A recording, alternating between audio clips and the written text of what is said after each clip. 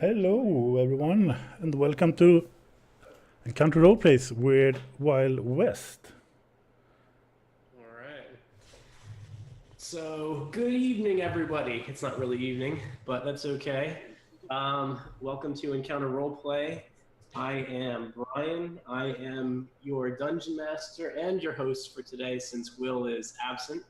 So, today we're gonna take a trip to the weird Wild West aboard the Midnight Express. But before we dig in, um, let's see. Help me out, Sydney. What are some of the things I need to do here? Art. All right, you're supposed to say it in a British accent. That's the. You're already starting on the wrong foot. Oh man, this is bad. This is bad. Your hair should be down so you can do stuff with it. Come on, Brian. Yeah, I can't fluff it. Sorry. Where have you been? But anyway, Will always says, if you haven't followed yet, you should, because we'll have viewer decisions every it was 25 yesterday, but 25 retweets, right? Yeah, every 25 retweets. Is there a tweet out? We're going to say that there is. Every 25 retweets, we'll have a viewer decision, and you guys can decide what happens in our game. And then every 50 followers will have one. So that's always fun. Dude, she sounds like Will. This is amazing. This is great. You're assimilating. All right, good stuff. That is the best English accent I've ever heard in this city. Nice. All right, but let's just jump into the game, and if we remember something later, we'll catch up to it. But first off, let's go around and have everybody introduce their characters. I'm going to go left to right as I see them. So actually, that's going to be Jen first. So Jen, tell us a little bit about who you're going to be playing today and next week. Well, my character's name is Inara. Okay. And she's a knife-fighting seductress. Nice. And I'm really basing her off of Firefly. So, yeah. Nice. That's perfect. Ellen, we've got some people that you might know from Twitter. So Jen is a happy halfling on Twitter. And then, of course, we've got DM Leviathan with us as well. So we'll jump over to him. DM Leviathan, tell us about, do you want to use your real name on camera or not? It's up to you. Yeah, I mean, Okay. so the real name is Michael. You don't have to call me DM Leviathan all the time. Today I shall be playing Colonel Levi Thinking, a southern gentleman with a tendency to settle his issues with wit or dual pistols. I love it. Perfect. Very well. And then Sydney, tell us a little bit about who you're going to be playing today. All right. So I love how in here it says Shotgun Granny is the archetype. But yeah, basically, I'm playing like a super religious old woman who's like really good with the pistol. And I've decided at this moment her name is Marvadale. Okay, wait, but shotgun, because it's a sawed-off shotgun that hits multiple people, right? So Sawed-off shotgun that hits. That's what I said. yeah. Very well. All right, so yeah, watch out for Granny. You guys don't want to cross. You don't want to cross her. Could be bad news. I'm sure. By the end of the game, it is my goal to have everybody calling her Grandma Shotgun. So. Wait, what's your character's name? Did you have a name? Let's see. Yeah, her name's Marvadale. Marvadale. All right. Okay, I missed it. And thus now you know why we're going to be calling her Grandma Shotgun. I can't pronounce that name. Well, no, that's the name of my crazy grandma's neighbor who's like broke into their house one time. Nothing like art imitating life. That's excellent. Oh, great. Okay, cool. So the setup for tonight's game, or today's game, it's actually afternoon. I'm used to saying tonight because normally Will tells me it's night, even though it's not night, but it's only night for Jen. So anyway, but night, it is nighttime in our game, as it is about. We'll actually start off the earlier in the day before you guys leave. You all have been called in as hired guns for one reason or another. You are mercenaries that have been hired to escort a rather important shipment that's going to be riding on the Midnight Express. And Madame Toussaint is your wealthy patron. She runs a number of businesses and has been looking to expand into Tuscaloosa. And so therefore, she has a large shipment of gold that's going to be going out via the train. And you guys have been tasked with riding shotgun, so to speak, and escorting the gold, the cash, to its final destination. So the train itself is booked. There are no more available tickets on the train. A lot of people just sort of take the night train and kind of get there. It's like the red-eye flight, right? They sort of get there overnight, arrive first thing in the morning. And so you're all called into her office sometime before the actual departure. And she kind of sits you all down and she explains and she says, well, I wonder if you all have any questions. I need to get this here delivery is very important to me, and I do hope that you will take your utmost care to make sure that my personal belongings are unharmed and untampered with as as you all travel.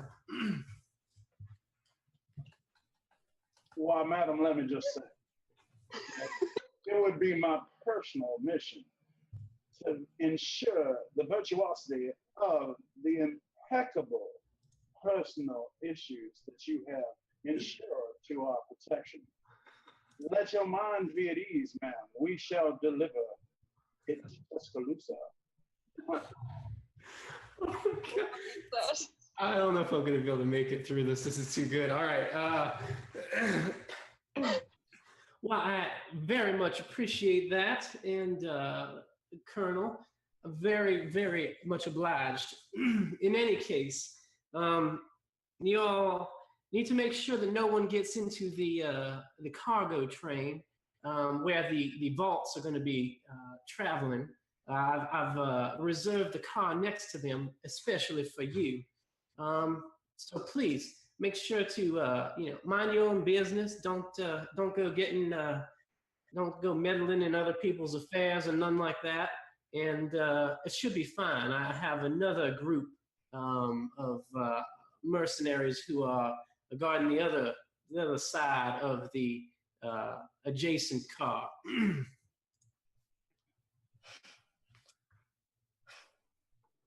Well, What? well.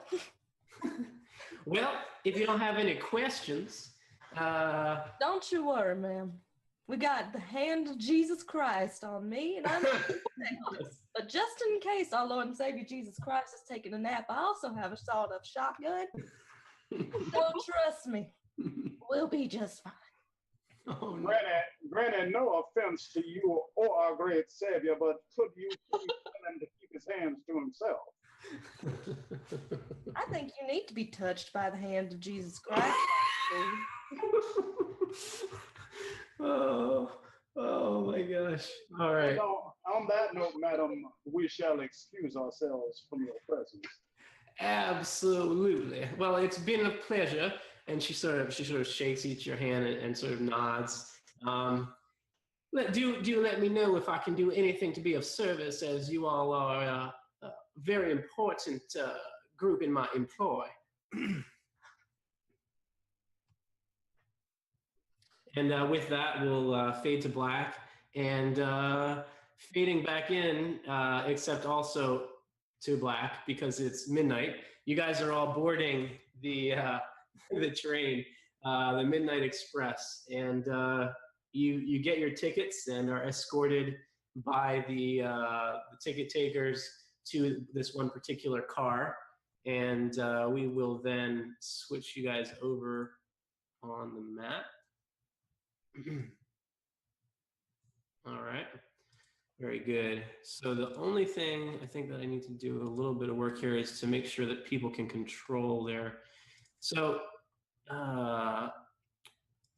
you're going to be, so the red coat guy here, that's going to be Granny because you're dating Will, Sydney. So we're gonna simplify this.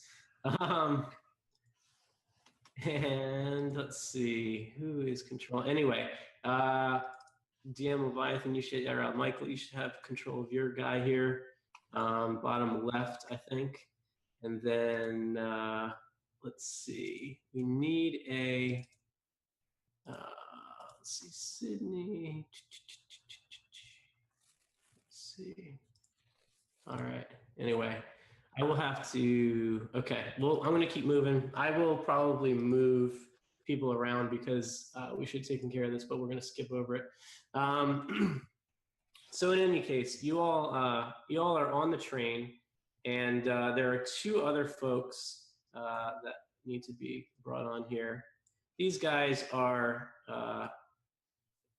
Jack and Clint are two fellows who are sort of standing guard at the that side of the train. So on this side, the left side, there are more passenger cars up ahead in the train, and then on the right side, as is noted on the map here, this is the vault car. And so the vault car, the little green lines represent these large cast iron vaults that you guys are responsible for transporting. None of you guys have the combination for these vaults, just to be clear on that. And you're expected to prevent anyone from looking into or meddling with whatever's happening in that car. Now, just to be clear, Brian, we're protecting it from this side. There's another group protecting it from the other side. Yeah, that's correct. That's at least that's what you were all told anyway. So yeah, that's your current understanding of the situation. So as we sort of kick things off here, the train sort of you begin to feel that slow sort of thump, rhythmic thump of the wheels of the train begin to take off. You can hear the roar of the engine far up ahead at the locomotive.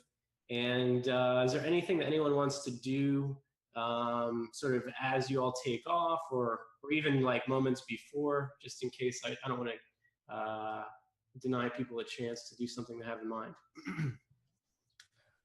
I'll lead a prayer for All right. safe travels. Everyone here, grab hands. Close your eyes. I don't know if you didn't.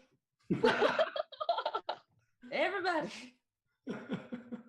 Dear Lord, please protect us with this large amount of money on this midnight train, and feed the sick and heal them with your mighty Jesus hands. Amen. All right. Well, as she is doing this, Okay. I'm of course praising, but as I'm praising, I'm backing up towards the door leading into the car that we're protecting. Okay. Is there any sort of lock or anything on this door? Because I'm basically, she's got her eyes closed, so I'm just basically looking behind me going, well, praise the Lord, preach it, Grandma, okay? Look behind me to see if there's anything there. Okay. You can shift and click on a point on the map so that I know where you're pointing to. Just to get an idea where you're. So like if I hit like shift and click, it'll take you to a certain point. So can you see that? Are you seeing the map, Mike? Hello. Yeah, I can see it. Well, in that awkward pause, we need to welcome Believe Nothing for following. Thank you so much. Welcome to the adventure. You are a gentle nothing and a scholar. Nice. Good job, Sydney. Rocking it. I do not know. I can't see when people follow, so please let me know. I'm just winging it in chat. I can't even get the video to play on this. Like, I don't know what's going on. Well, what is up, my friend? All right, excellent. So that being said, left side, right side, what you talking about here, Michael? Looking at the lounge car, I'm talking about the right side leading into the vault car. Okay, all right. So, and you're going to, what were you going to do there? I'm just basically trying to look back at that door leading into that vault car, see if there's any sort of lock or anything, as phrasing so that since everybody else seems to have their eyes closed, they won't be noticing what I'm doing. Yep. So you can roll me a perception check. And perception is one of your attribute scores. So it's a D20 plus whatever your attribute dice are. And when you write it in Roll20, don't forget to add exclamation points per my example to you all previously, because that's what makes the dice explode. Let's see if I can pull this out here. You can copy it from, I think, your character sheet in the column there. That's what I'm doing.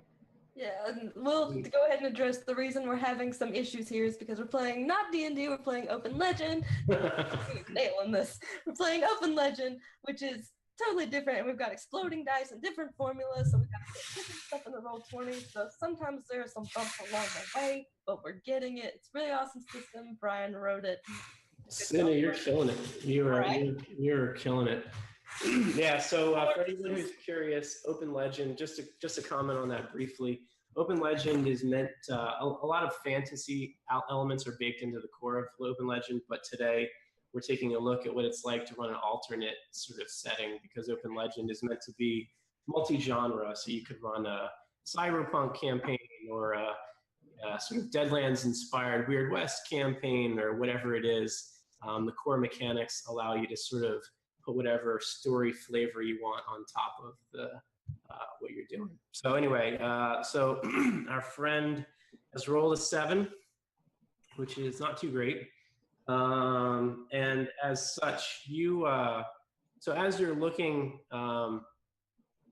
what ends up happening is so one of the rules in Open Legend is every roll matters. So to clarify what that means, something should happen on either a success or a failure. And to be really simple about that, it doesn't have to be something cataclysmic whenever you fail, but the story should change in some way. It doesn't have to be driven forward in necessarily a positive way. So in this case, what we're going to say is that our good friend, Colonel Levi, in his effort to sort of make his way back there and take a peek at the vault car, he kind of stumbles over one of the floorboards, and Granny, your hawk eyes dart over to the Colonel as he's making his way back to his sort of dropped hands from the prayer circle.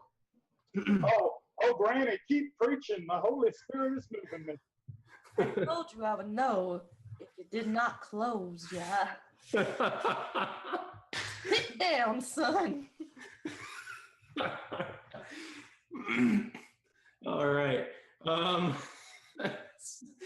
With that shaming in place, so you guys wrap up your prayer, and ultimately you do make your way over there after being scorned, and it does not look like there's anything unusual about the car. In fact, you're pretty sure that you could just enter the boxcar.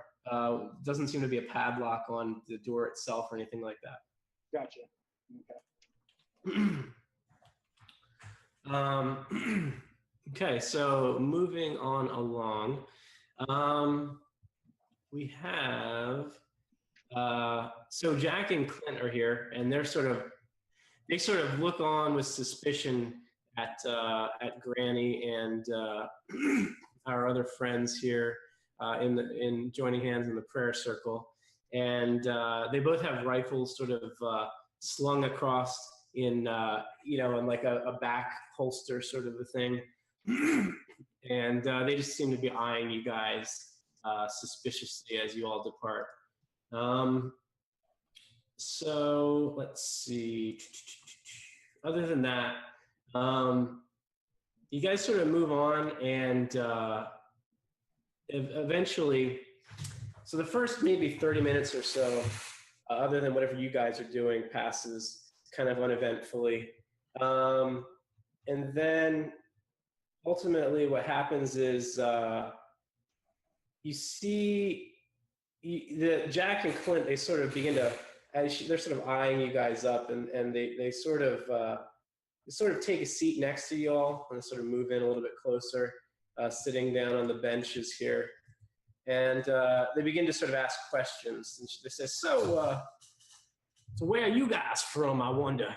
I didn't know that this train was going to have many passengers. I thought that this was a private car.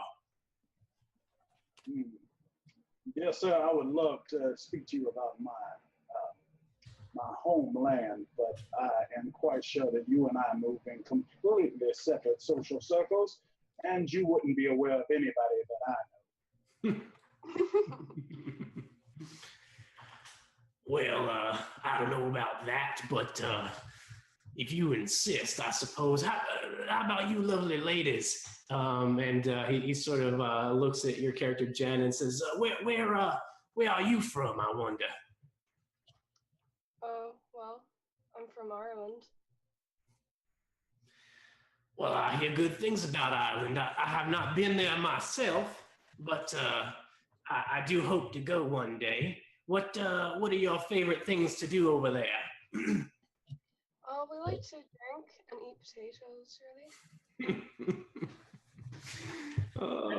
Excuse me, good sir, just so that you are aware, because you have a bit of a confused look on your face, Ireland is not in North Carolina. I do appreciate that, sir. Is that your way of saying that the lovely lady is with you, I wonder? Oh, no, sir, not at all. As a matter of fact, I have just made her acquaintance in the past few days. That is simply my way of saying that you had the look of one destitute of any intelligence on your face. Well, I think he sort of looks over. This is Clint speaking. He looks over at Jack. He says, "What do you make of this fella? I think he just insulted my intelligence." and Jack just sort of shakes his head and sort of tries to ignore the question as Clint sort of looks back to you. I wouldn't want you to end up on the wrong end of my rifle here, sir. So I advise you to keep your conversation civil, my friend. Oh, absolutely, sir. I would not want to end up on the wrong side of, quite frankly, anything of yours. I'll be sure to keep a civil tongue in my mouth. So anyway, I was talking to the lady, as I said. So, ma'am, what are you going to do in Tuscaloosa, I wonder? I'm just taking the train right now. Really? Okay. But and then you see he sort of like looks confused for a moment. But I don't think you answered my question. What are you headed there for? What business are you attending to in Tuscaloosa, I wonder? Like I said, I'm here for the ride. I'm going straight back after this. Oh. I really like trains. I really like trains. All right. Well, Granny, thank you for caring for our ever-loving souls. Really appreciate you being here. Sydney's still praying. She's I'm in prayer because I didn't know I was on here with someone from Ireland. Oh damn. I'm not actually throwing shade. You seem very nice. Okay. Back in here. You guys. All right, excellent. Wait. Before Oh. we go back in, we need to say thank you to Cold Fury 1872. Great year. Awesome year for following. And again, oh my God. Again, Zendo for following. Thank you so much. Oh my God. And Foamy Sid for following. Thank you so much. You're all gentlemen and scholars. It's so great to have you here. I'm so sorry if I butchered any names. I'm so new to this. I love the 1872 reference as if it's a year. I have a friend that was born in like 1874. Maybe they know each other. Oh man, that's great. So anyway, so they these guys sort of head back and they sort of sit back. Well, they actually don't sit down. They sort of lean against the front part of the car here on the left side of the map there. And they just lean against the window there, standing guard at the door between this car and the next one. And with that said, so that's about another 30 minutes or something like that. And what happens ultimately is you guys are all sort of minding your own business. And all of a sudden, from the car to the left, over this side, in case we're not clear on that, you see a flash of light through the windows. So the windows are behind Jack and Clint, respectively here. And you see a flash of light through the windows and a dull crack of what you can only surmise would be a gunshot. And so what do you all do? Can I go over and inspect what it was? Okay. Alrighty, so we will make you, let's do this. I'm gonna cheat here. I'm gonna make you this woman here with the, not that,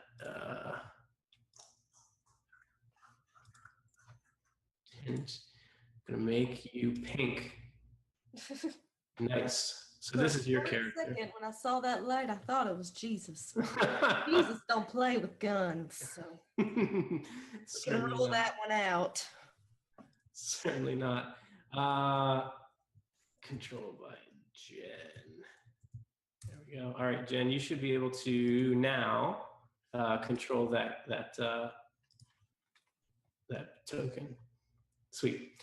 All right. And let's get you, Sydney. We need you to control. Let's see. Oh shit. I got this. Don't worry. We got this, guys. We got this. Okay. Well, while we're here, we can talk about the giveaways that we're doing. So we are giving away a player's handbook and a Dungeons and Dragons starter set. So, all the good stuff, everything you need to start playing. It's super awesome. I'm going to type it in chat so you can go enter those and win some cool stuff. It's fun. All right. Hey. Granny. Shotgun Granny. All right, Shotgun Granny. So you're the purple one. Sorry. I got characters tied to some of these other folks, so we'll get rid of them. So we'll make you this one. So that's Granny. And all right, so there we go. And let's see, Leviathan, none, and then controlled by. All right, there we go. Sweet, got it. Sweet. Okay, so you can finally control your guy here, Mike. This is you. There we go. Excellent. So now we're good to go. Sorry about that. So anyway, yeah, you go over, Jen, to sort of peer out the window. Roll me a perception check, which would be on your character sheet. The formula should be on your character sheet. Let me know if you need any help there.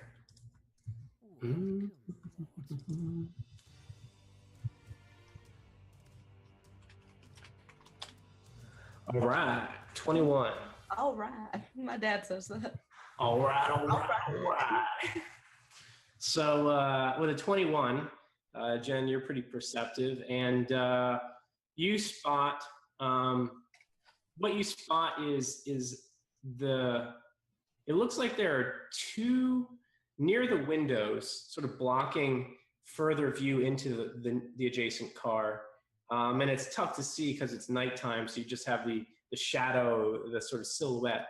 But you're able to get a pretty good angle on it, and you think that you see one person in front of each window, and they both appear to have guns drawn and are pointing at something inside of the car, sort of, the opposite direction of the group of you. Okay, are the guards like alerted beside me? You have what? The guards Okay. beside me, Yeah. are they alerted? They are, yeah. The guards are they're on either side of you, and they sort of turn to look, and this is all sort of like happening quickly as they also have turned and are trying to figure out what's going on just as you are. So you guys are sort of all doing the same thing at the same time right now. They're sort of peering in, trying to get an idea of what's happening or what's going on up there. Okay. So what is it that you want to do? Anybody else? So we got Jen's looking out the window. What about Granny and the Colonel? Yeah, I'll go creep around. What the dealio is. Inform the others about what I seen. Say it again. Can I inform the others on what I seen? Yeah, sounds good. So she lets you guys know what I just described. So that's cool. I pull out my handkerchief and start fanning myself with it and go, oh, my Lord, all this excitement has made me feel just a bit more faint than I am used to. Perhaps I should go on the back of this carriage and get myself some air. So which direction is that? I'm heading to the right. Okay. I'm actually heading out by the vault car. I see a little space out there. Yep. Excellent. I'm just going to step out on the porch for a moment, y'all. Very Do you good. need a glass of sweet tea? And I keep it in a canteen. oh, that's great. You guys, so Jen, you spot, so Colonel doesn't see this because he's walking back to get a breather on the porch. And Jen, what you spot is that there's a sudden, almost like a strobe light, except it's green in color rather than white. And you're pretty sure that was not a gunshot. And also there's no sound. Like really. a lightsaber? Yeah, well, it very well could be a lightsaber. If your character knows what that is, then I would say that you'd probably be all over that. But yeah, indeed, the flash of light is a sort of very bright green light, and it sort of, again, silhouettes the figures that you see inside of the car, and you can't really see exactly where it came from or what, but just rather this sudden green illumination backlights these guys that are standing in front of the window. Okay. Brian, let me ask you a question. Out on this back part of the car where I'm at, is there any sort of ladder or anything leading up to the roof of the car? Absolutely. Wouldn't be any fun if there weren't. So there's a ladder, sure. While they are engaged with what they're looking at, I'm gonna see if I might be able to sneak myself up that ladder. Okay, sounds good. Nobody's looking your direction, so I guess give me an agility roll with advantage 2. So you would add 2 more attribute dice, but only keep the same number as normal. So, like, for example, if you had agility 5, it would be 4d6 K2. Get this formula adjusted. Everybody else is looking the other direction, so you're pretty likely to go unnoticed in this situation. All right. Sneaky. Try this. All right, 30. Boom. Advantage, rocking it. So you are like the wind. No, not seen as you disappear up the ladder, and you make your way onto the top of the car without any problems. Nobody seems to take notice. Cool. Okay, so you can just put yourself, and we'll just make note that you're on the car rather than in it, but you can just use the same space or whatever. So put yourself somewhere on top of the car.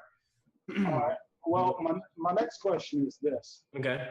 On some cars, not all cars I understand, but on some cars, they do have those little vents on which you might be able to remove the top and enter from the top of the car. Yeah. Do I see this on the Volt car? Sure. Why not? There's a vent. Yeah, I guess it makes sense. Why not? Sounds good. Let's roll with it.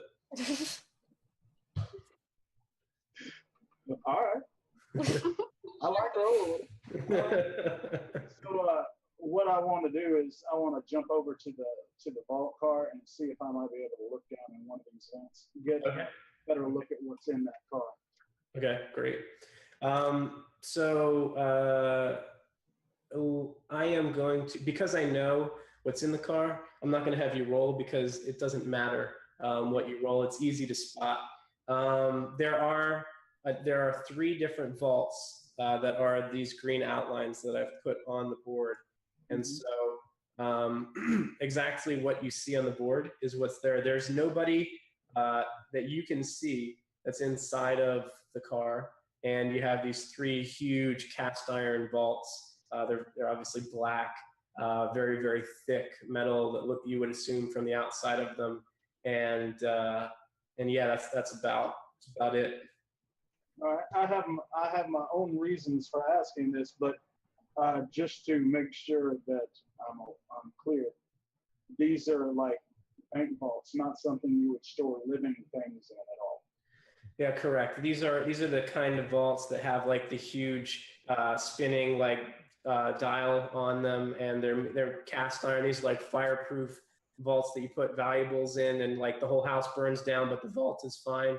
That's what these are. And except very, very large. They probably weigh 2 tons or something like ridiculous like that. Then dejectedly, I will return to my former position on the porch of the previous car. All right, very well. Okay, so back to so Granny and Jen. What are the 2 you got? Granny and Jen. What's your character's name again? Inara. Okay, right. I forgot. I should know that. Inara and Granny here. What are you 2 doing? So you see this green strobe-like flash. So is there like an easy way to get to that? Well, you could go through the door to the. That sounds like a good idea. I'm gonna do that. I just realized there's a minor glitch on my part, which is that I suppose I didn't show the connection piece, so I should have done that. So that's my fault. So basically what you see is up to this point where you see, so sorry, that was my fault. But basically you see this, there are these 2 windows. So when I was talking before about windows, these are the windows that you see. And yeah, it's just it's a connection to the next car, same as the one that Michael just traversed in the other side. All right, I'm going. All right. Granny is going. Granny's on her way, so go ahead and move your character. It's a coming, don't you worry. I just got this laptop, so like I'm still trying to figure out how to work it. I'm sorry. No, don't you worry. Don't you fret. Don't you worry your little head about it. Bless your heart. Marvadale. Yeah. Right. So show nameplate. Nice. Now we got character names. Sweet. So looking in, you are able to peering in, you're able to see a little bit more, so we'll show more. You see these two guys here that are standing in front of the windows, and so you're able to sort of see them. And so one of those guys is they both actually have like I said before, they're pointing at something that you roll me a perception check to see if you can spot it, I suppose. Your angle is not great in terms of looking into what's in the car.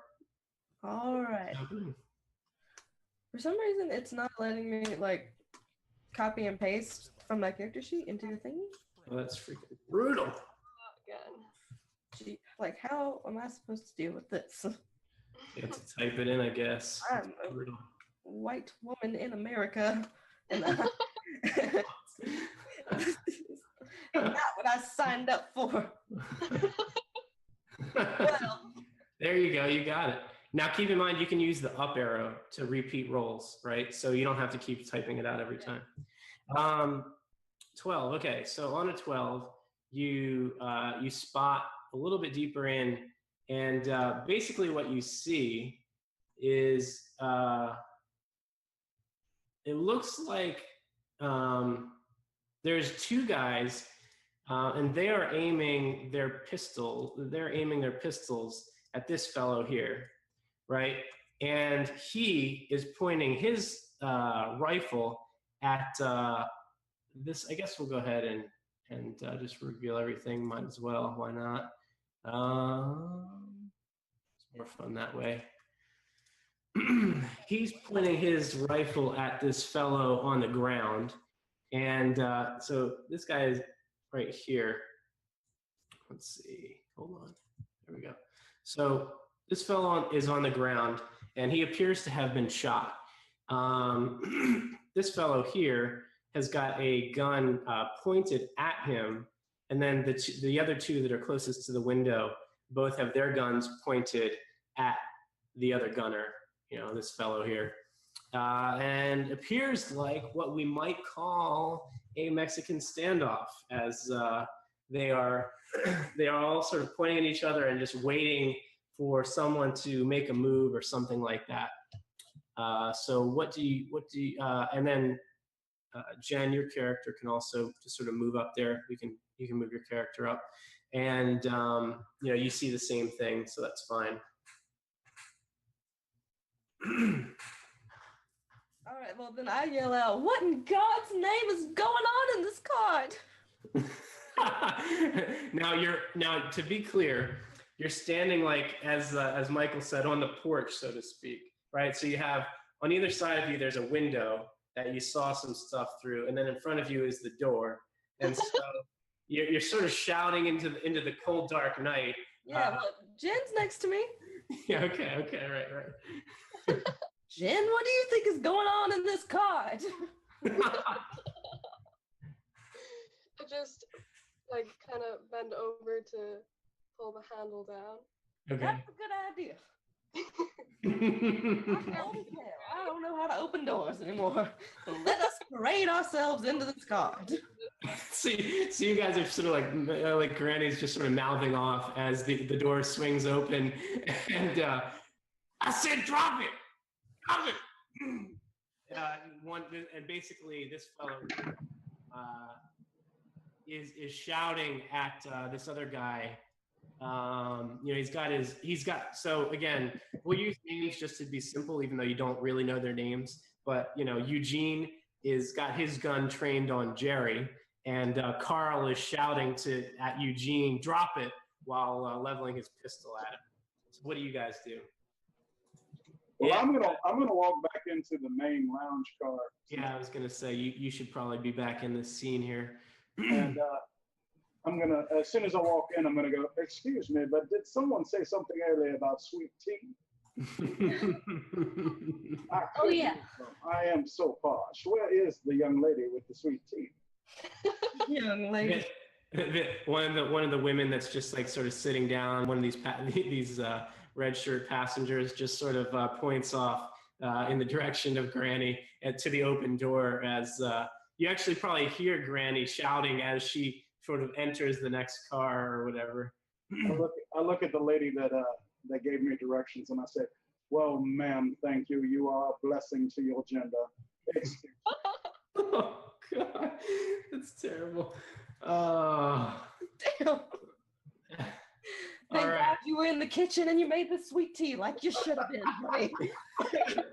Dude, he's just No. asking. He's asking for Granny to shoot him with that sawed-off shotgun. Oh man! All right. So yeah. So you sort of pull up. This is shocking to y'all, but Sydney can tell you there's still places in the South like this. I mean, Oh, absolutely. Of course. That is absolutely true. I don't have any doubts about that. All right. So Sydney, you're leading. You're the one first through the door. So what are you doing? Again, at this moment, drop it. I said drop it.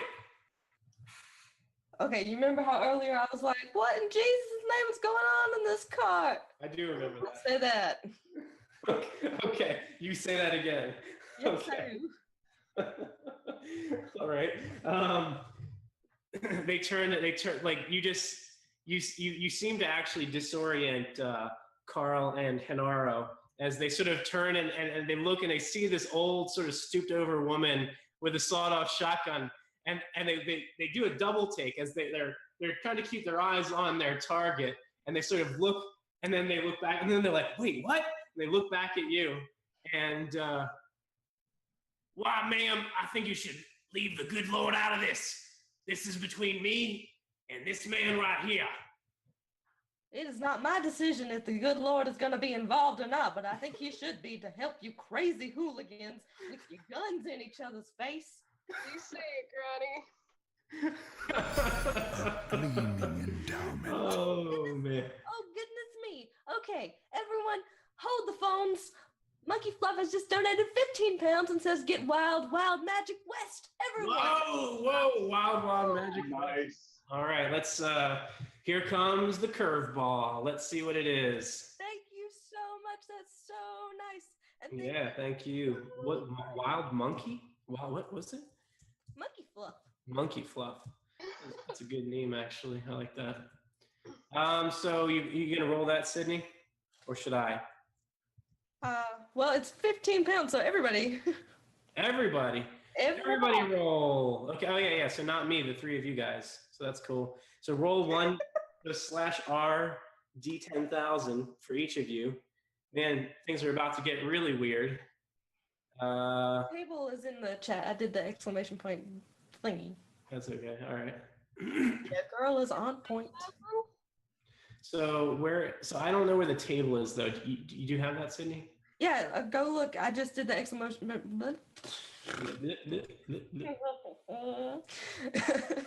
It's in Twitch chat. Go look. Okay. Let me see here. And everybody get your It's / or like the yeah /R and then 1D 10,000. Yeah, you got it. You got it.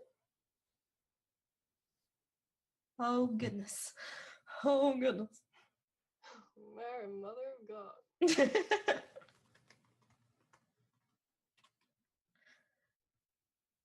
Brian, did you find the thing? Wait, Brian, are you muted? Oh, there we go. Now I'm on mute. Where- I joined the chat room after the thing was posted, so I didn't see it. Just All read right, it to me. Okay, I can do that. Y'all have like 14 chat rooms going on. So which chat room? This is Don't the worry. one. Okay. This is the one Here, you're you know on. This is the Twitch chat. But go ahead, Sydney, read it for us. Okay, so Marvdale rolled 2,193. So let me go see what that is. Good God. The scrolling. How does Will do this so quickly? Oh my God. Command F 2193. Oh my God. Oh my God. Oh my God. Oh my God. Oh my God. Oh my God. Caster's eyelids are invisible while she's wet. What? Oh my God. Okay, well, it hasn't come into play yet. So Marvadale's eyelids are invisible were she wet. So we'll keep that in mind.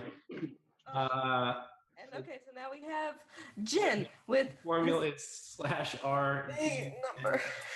Go ahead. All right, so Jen, you rolled 7. What? 7,286. 7, To 2, be 8. exact.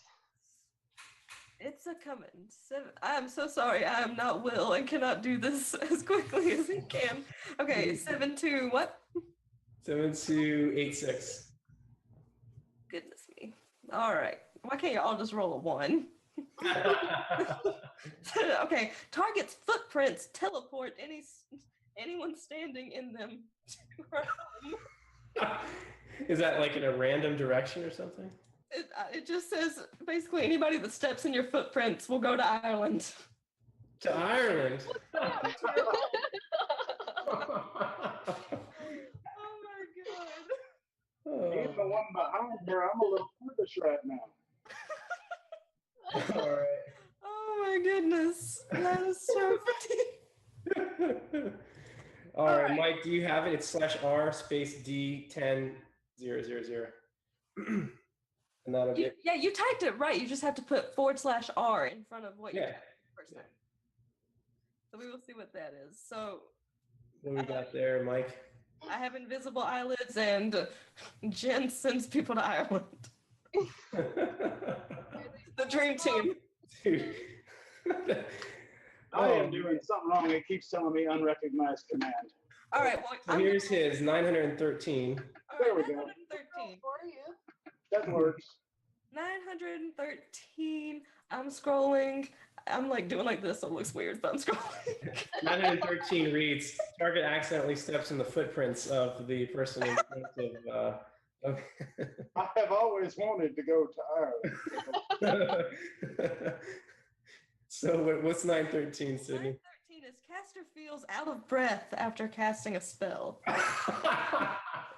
It's a shame that this is a wild magic urge for non-casters. We will alter it. So every time you shoot a gun, some reason you feel like so wasted and out of breath. Every time you shoot, you're just like, good God, Mike, I got it actually. Mike, every time you fire a gun, you suffer a temporary case of post-traumatic stress disorder. No, sir. No, I feel a slight case of the vapors coming on every time I use my pistol. Get that handkerchief ready. It's a good thing you got that handkerchief. You're going to need it. Ma'am, my handkerchief is always ready. All right. Okay, so at some point, someone's probably going to go to Ireland tonight. So, but for the sake of keeping Mike on the game, we'll say it's not Mike.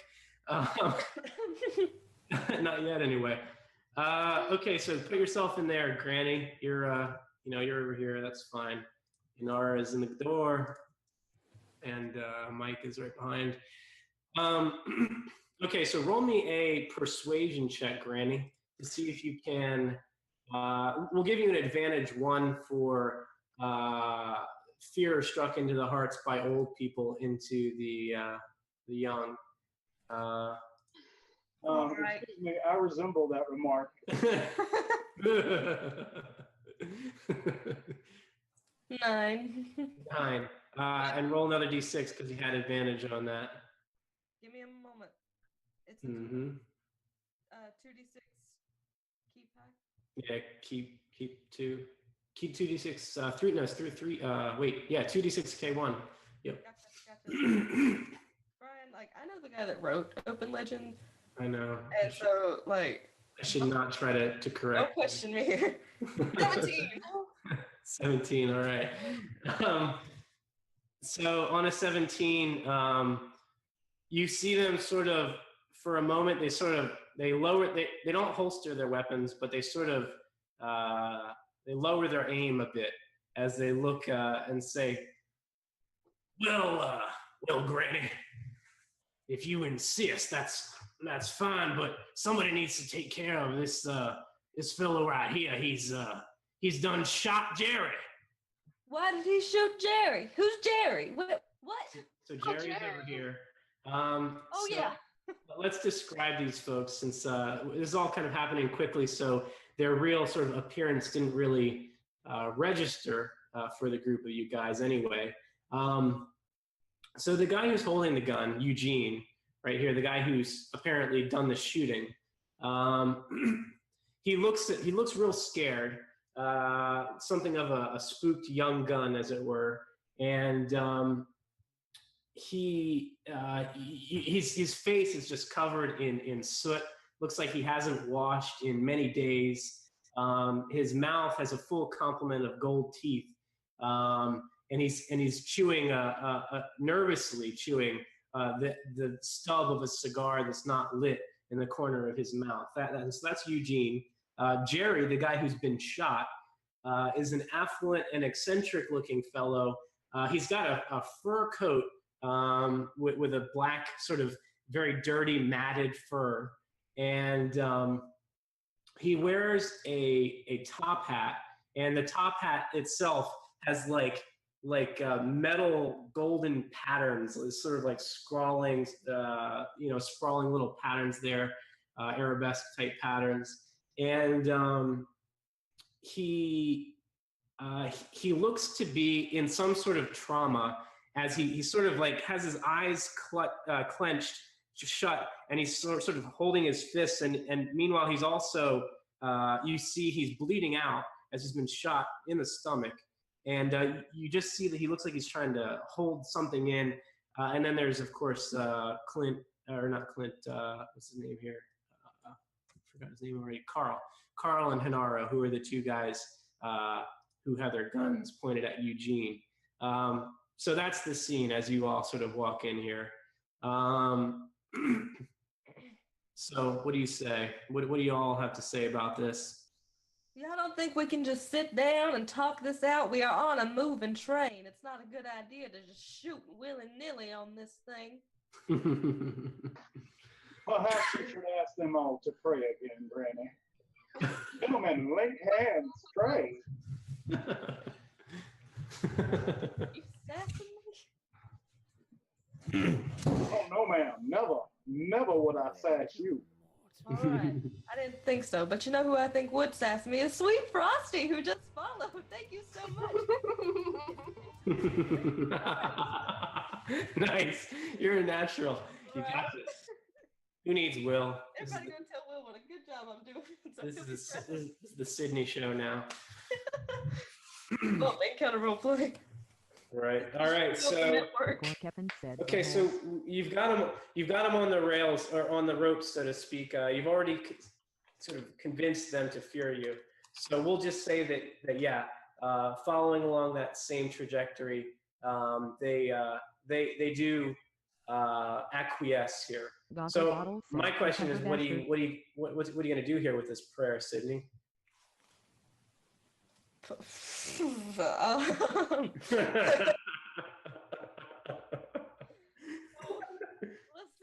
need the Lord Jesus to come inspire me for this prayer. Someone please help me. There's a man injured laying on the ground. Perhaps you should go lay hands, heal him or something. Oh, I don't know if I got any healing. Let me Could check you leave the sweet tea with me, please, though? I'm a mite parched. Let me check my in-game equivalent to my character sheet and see what kind of healing I can do. Oh goodness. Oh, Not that much. oh my, you forgot to take a healing. I'm not here for healing, son. She's But I'll here, pray anyway. she's here to deal out divine justice. Let's not get it confused here.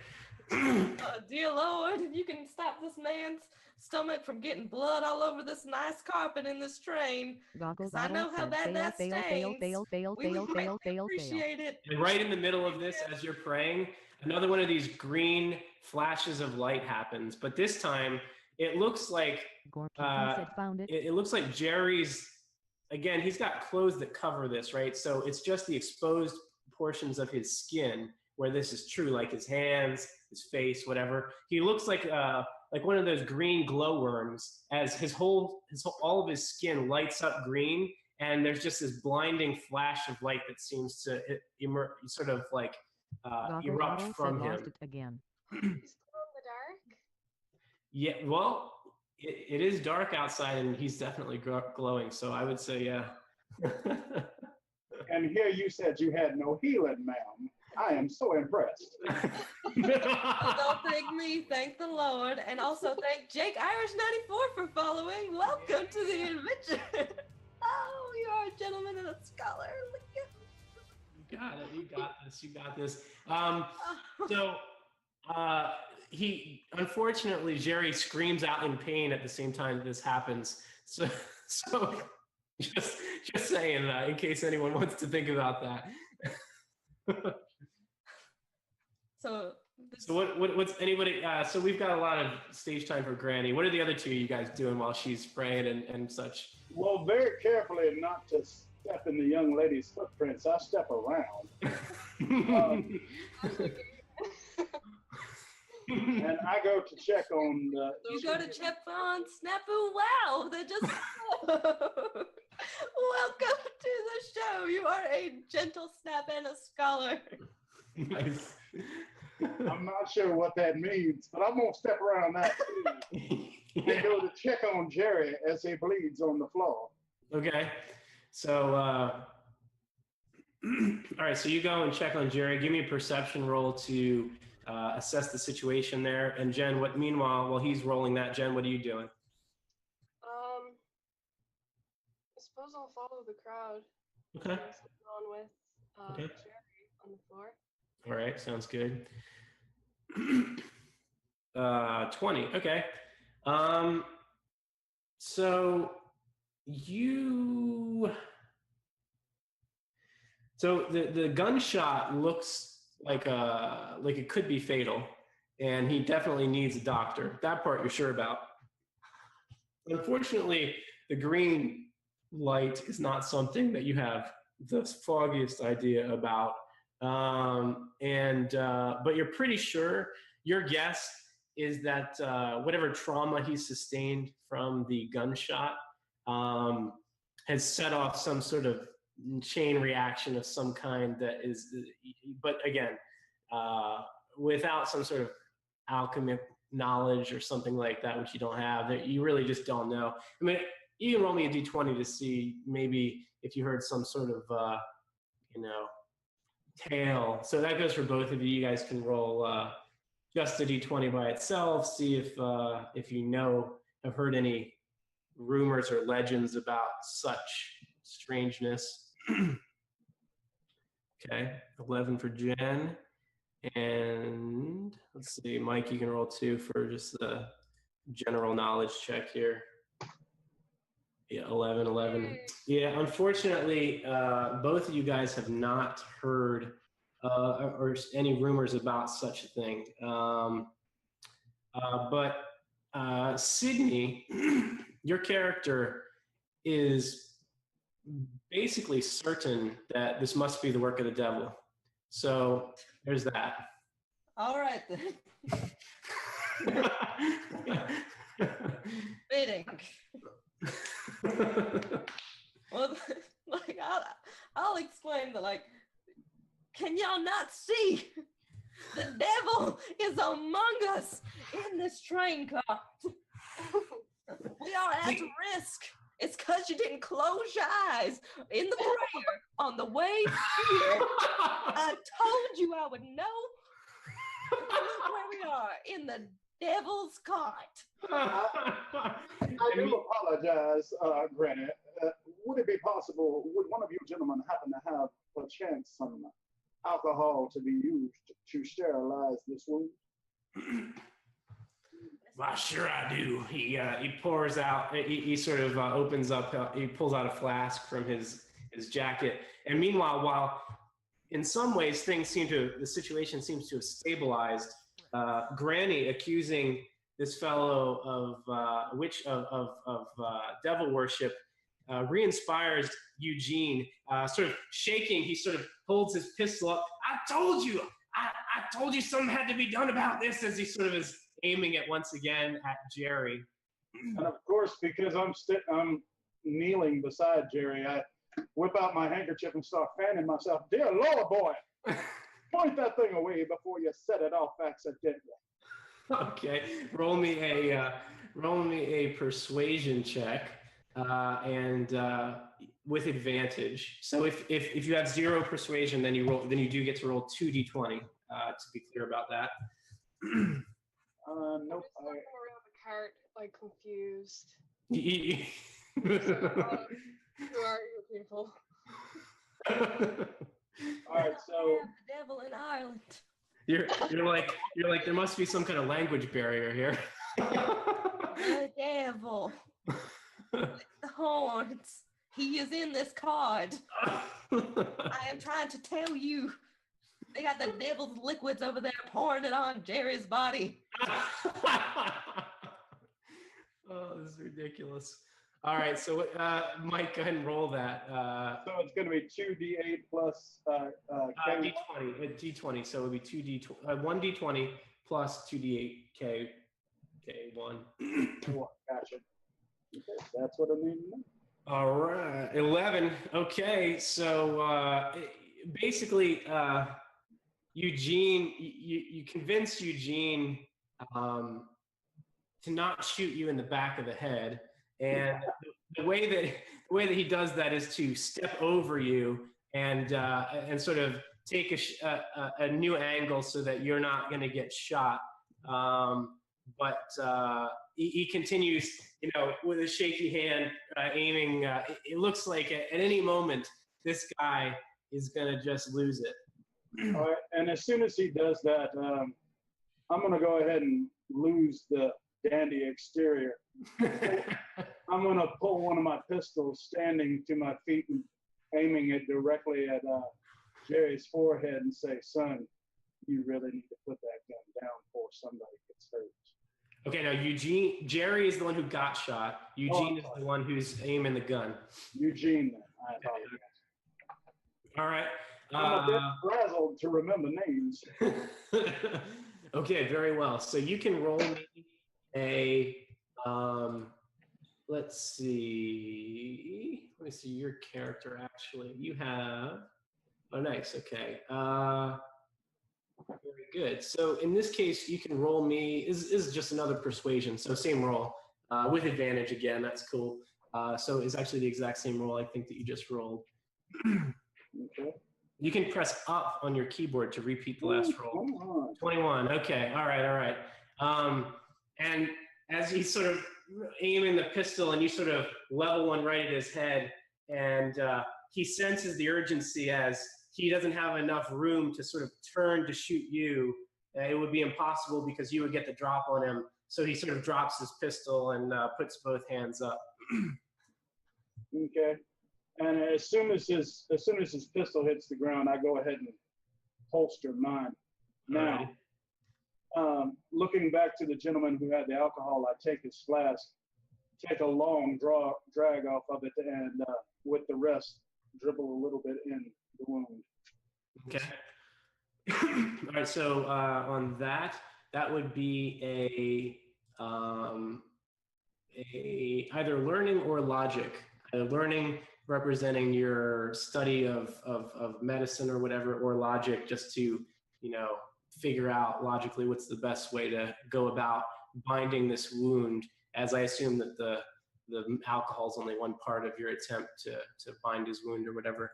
No, I don't know nothing about medicine, son. This is my whole attempt. That's all. Okay, and well represented by the role. As so you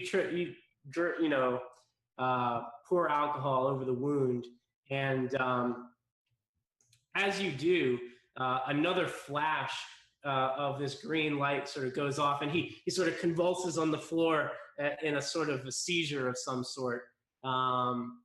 There's that demon you were speaking of, Greg. My eyes. and Jerry, sort of clutching him, his abdomen, laying on the floor. He just says, It's not a demon. Leave me alone, you religious nuts. Get me out of here.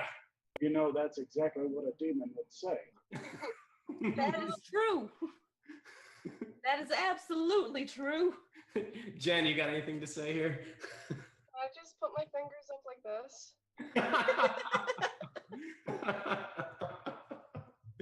Excellent. All right. So, My dear girl, I don't believe him to be a vampire. It's a demon. She's from Ireland. They're different over there. They have different practices. Be respectful. Be PC. Eugene, who's now dropped his pistol. Look, somebody's got to put this devil worshiper out of his misery before he blows the whole car up or something. Looking down at the gentleman on the floor, I say, well, dear sir, if it is not a demon wreaking havoc inside you, then other than the bullet, boy, what is it? It's just, I can't explain it. Right now I've been shot. It would take a long time to explain, but I'm okay. Just get me a doctor. It'll be all right. Is This train is not going to stop. is there a doctor aboard? You guys don't know. I guess somebody go look for a doctor. What did you just say, Jen? Hmm? I thought you were just saying something, Jen. Can I go back to the two guards that were Yeah. saying? Yep. I'm just gonna like mosey my way over here. Yep. I'm gonna put my head through the door and I'm like, are any of you a doctor? Well, high or low, Jen? Pardon? You choose high or low. Hi. All right. So on a 7 or better. All right.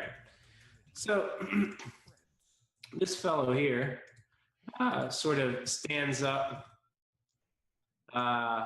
says, "Why, ma'am, I am a doctor. What is it that you need exactly?" Do you specialize in glowing men convulsing on the floor? No, I do not deal with such strangeness. As he sort of tips his hat and goes to begin to sit back down. Could you just come and look? He's in an awful lot of pain. Okay, roll me a persuasion check.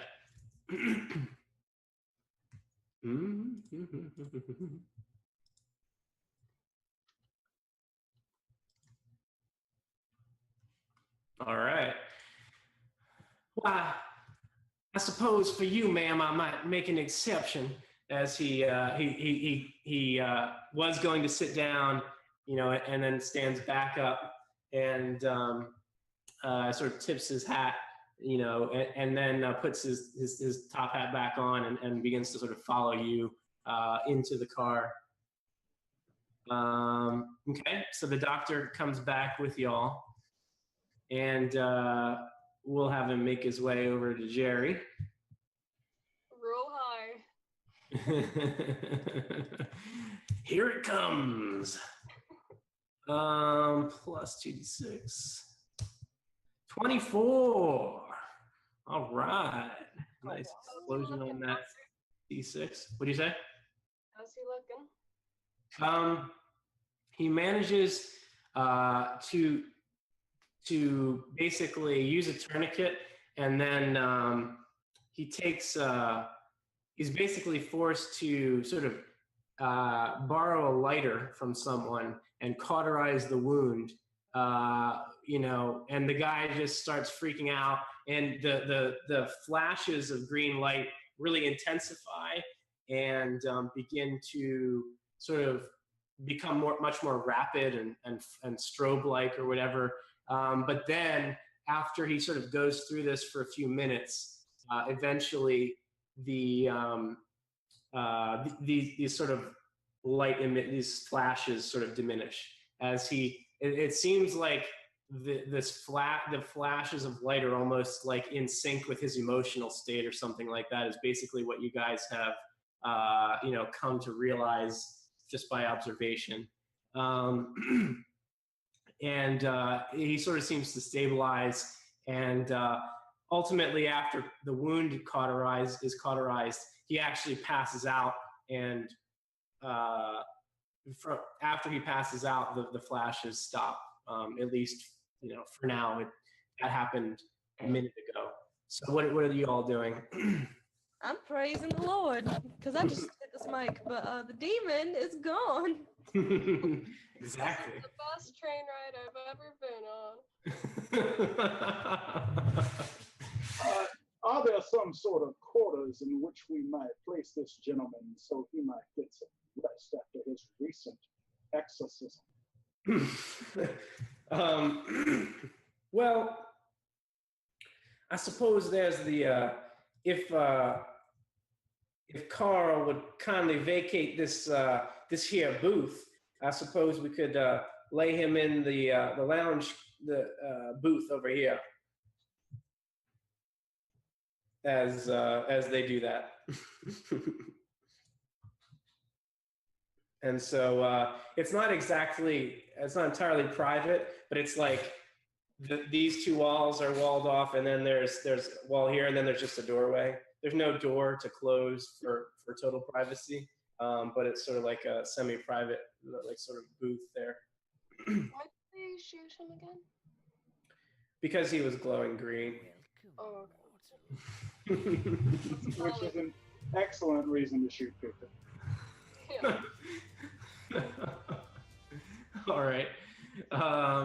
So very good. So that situation sort of being what it is. What are you all doing now? We are going to go try and find It's Just Cal because he just followed the adventure. Welcome, my friend. You are a gentleman and a scholar. Thank you, Cal. Thank you so Thank much. you, Cal.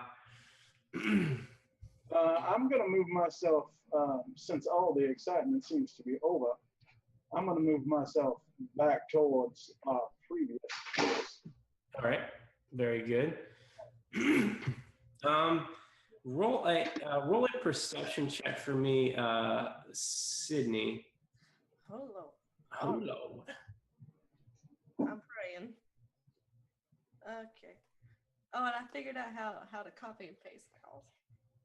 Oh, excellent. Good job, me. 13.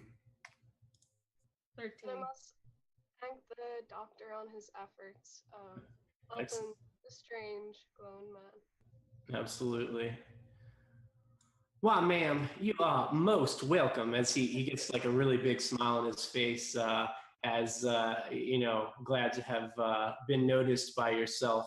As he sort of bows deeply and takes his hat off and tips his hat. And if you ever need a favor, you know where to find me.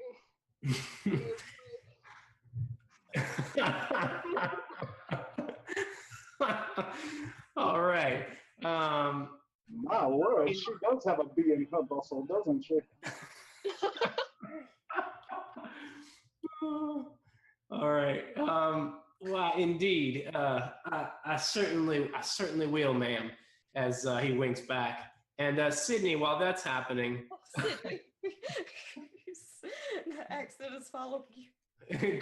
Grandma, you notice as you're standing here, you notice these two folks who I've chatted with you about in Skype privately, and their nameplates are on there. And basically, they're sort of trying to hide, and I'm trying not to only put like important people on the map to create less confusion. So there's something of not a large crowd, but there are a few other people in the car, who have kind of gathered to this left side of the car, and huddled amidst that small crowd-ish group are these two young ladies who actually one is young and the other is not. And I'll go ahead and describe those for the group. One is a a woman that looks, how do I describe this? She looks like she's going to a funeral, as she has this sort of wide-brimmed hat with the black sort of birdcage mesh type thing hanging down over her face, sort of trying, it looks like almost like she's trying to avoid notice or somebody spotting who she is. And that is, let's see, that is Liza May. Sorry, their tokens are all wrong, so whatever, don't worry about that. And then the other woman is Emma Louise, and she's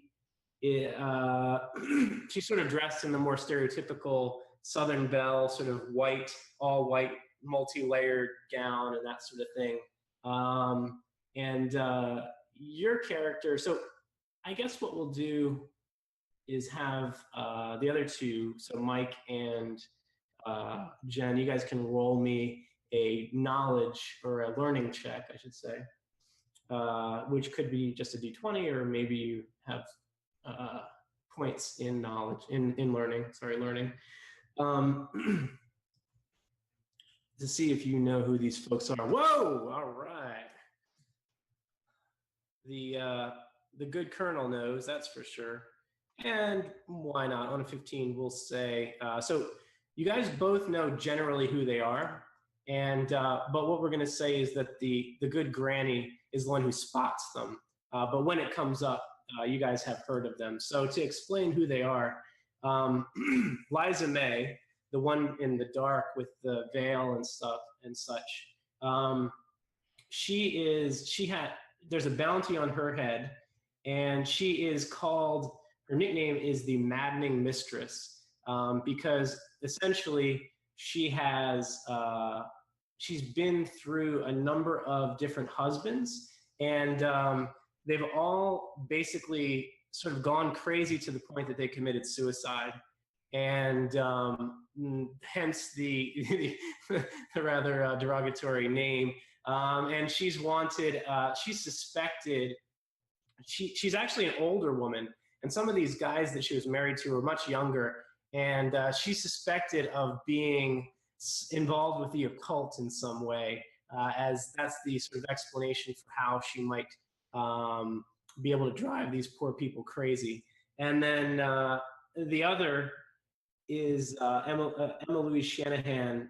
She is known as the Widow's Fang, and basically she's sort of almost the opposite, because she herself is younger and has a number of older men that she was involved with who met it's said that they met their doom, met their death in a natural way, because again, these guys are all older. But she is, there's a lot of suspicion about that, and the authorities would like to question her on that matter. So Sydney, you spot these two ladies in the front here of the this particular car. And meanwhile, the other two, you guys sort of head back, so that's fine. And, or well, at least Michael is heading back. So what are you guys doing? Well, had I known these ladies were there, I may not have been back. They sound like my particular preference of petunias.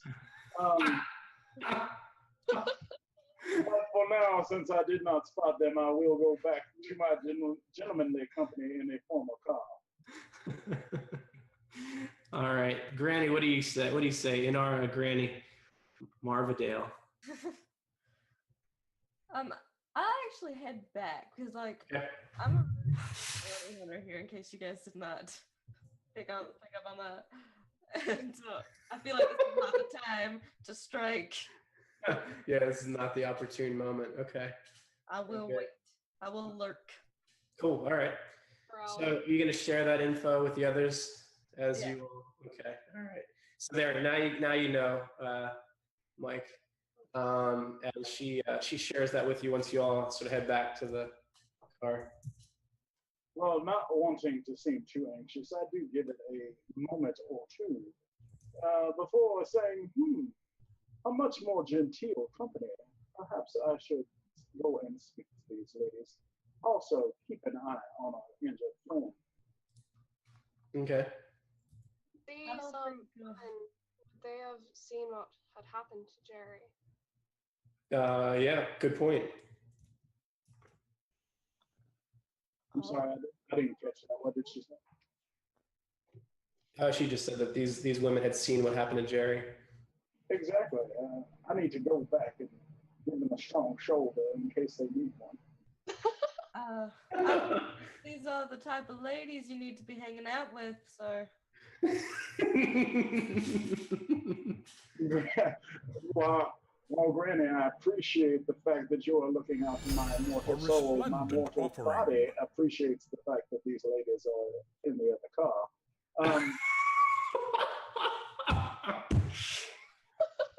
Oh my gosh, that's great. Granny, you can't allow that, Granny. Nope. I can still hear you. I'm getting water over here. Go on. Okay. Hold the phone. Whoa. Okay. Monkey Fluff donated 30 pounds and said you are all magical items. Everyone gets some. Each player receives a magical item. Wow. You are awesome. Nice. Thank you, Monkey Fluff. Nice. Oh my goodness. All right, so let's do this because there's no way that chart is going to make sense for this campaign setting. I'm going to make them up right now. Make up the magical items. Mm-hmm. Yep. All right. So as you all sit down, what's that? I said, thank you so much for that donation. That is so nice. Yeah, thank you. Absolutely. So Jen, as you go to sit down, you feel a sort of like a hard spot in the cushion, and you notice that it's been sort of, the cushion itself has been slit, it's sort of cut. Oh, I'm like, what? I go and try and investigate that. Okay. So sort of digging through, you find in the cushion, you find a revolver, but the revolver has strange engravings all down the barrel. And it actually, your first instinct is like, oh, like make sure Granny doesn't see it, because they almost look wicked and sort of evil, these engravings. And as you go to palm this revolver, when your hand sort of grips the why can't I think of anyway the handle. The handle. Well, I thought there was like a more technical term. In any case, the handle. As you do, these engravings, a sort of very sort of sinister looking purple energy sort of crawls along the engravings as you grip the handle. And so what are you doing with it? Well, I look at it and I whisper, that's spooky. But I shrug and I'm like, well, I'm more of a knife gal, but Mm-hmm. kind of put it away. Nice. All right. So you have a backup weapon. And all right. And so for Mike's character, let's see, what are you? Yeah, he's got dual pistols, right? Excellent. So Mike, your character finds, as you sort of go to sit down and your feet sort of swing under the bench, your feet sort of like kick back and your heel kicks something and you hear like a tumble of something. Again, no idea what it is. So as I make sure that no one else is paying particular attention to me, Mm-hmm. I reach down as if dislodging a stone from my boot, Right. see if I might be able to see what it was that I kicked. You see sort of scattered by your having kicked them, scattered around a bit. There's like a box that ammunition might be in, and but the ammunition that's been sort of it's now sort of scattered around by you kicking it over. But at first glance, you're like, those aren't normal bullets, and at second glance, it looks like they might be silver. Oh, well, dear me. I seem to have spilled my. Pardon me. Let me just clean up my own mess. Go ahead and pick it up. Okay, very well. You so you pick up the silver bullets, and no problem there. Let's have you all, Jen and Sydney, roll me perception, or actually, Jen, we'll say you're sitting next to him, and so just Sydney, roll perception. You're sitting like on the other side. Try not to do. I don't like, as a GM, I don't like to do many people making the same roll if possible, because it's just kind of boring. 10. Okay. All right. So you're good, Mike. As Granny seems to be. She was caught in prayer. She wasn't paying I'm attention. focused on ridding this car to the devil. She had her eyes closed. Gotta have your eyes closed. She She was That's She a was woman of God concentrating right on the book of Job. That's what she was doing. All right, so you got that, Mike. You can make note of that and ask me about it later. So, and then for Granny, as you're praying, you have this sudden like not pain, because it's not a sharp sensation or anything, but like your left shoulder seems to be a little sore, and your purse is of course on your left shoulder, as one does, and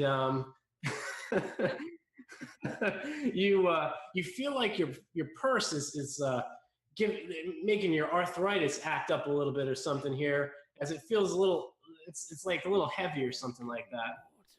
Maybe it's because the Cliff Party is inside my purse. Maybe. Do you think Hell yeah. Because it is followed. Thank you so much for joining the adventure. You are a gentle Cliff. and a scholar. Thank you so much. Very good. So what do you do there? Your purse is bothering you here. Yeah, I'll set my purse down and start digging through it to see Okay. what's in here. I don't even know what's in here at this point. Mm-hmm. You find some extra long inside of your purse. You find a case of shotgun shells that you've not seen before. They're all black, and well, no, hold on, that doesn't make sense. Not for your character. They're all white, and All right. Okay. But they're like the shells. Normally the shells are about yay long, but these shells are like much longer. And the fact that they just appeared there, you can't help but wonder: is this a bona fide miracle? As the shotgun shells just seem to have materialized inside of your purse. The Lord himself has given me these shotgun shells. Maybe he does want us to shoot on this train. You're like shooting everyone. This is what the Lord told me to do. Oh my gosh. Oh. So my character is not a religious man, but even he's shaking his head going, "Dear sweet Lord, baby Jesus." Oh my gosh. Remind me never to do too close to the present campaign settings in a public forum again. Oh my gosh. Oh no. I can't help myself. All right. So, so I need to thank the Lord for these. mhm. Like while I'm still on my knees from searching through my purse, you see me stop with like tears going down. I have been blessed. Blessed, I tell you. Excuse me, dear Granny. Perhaps you should wipe your nose. You have a little bit of something right there. I like. Just unsightly, ma'am. Just unsightly. I'll take like the handkerchief out of your pocket and like. Thank you, son. You're a godly man. Oh, dear sweet Lord, baby Jesus. You should keep that, ma'am. Consider it Oh, I've been blessed again.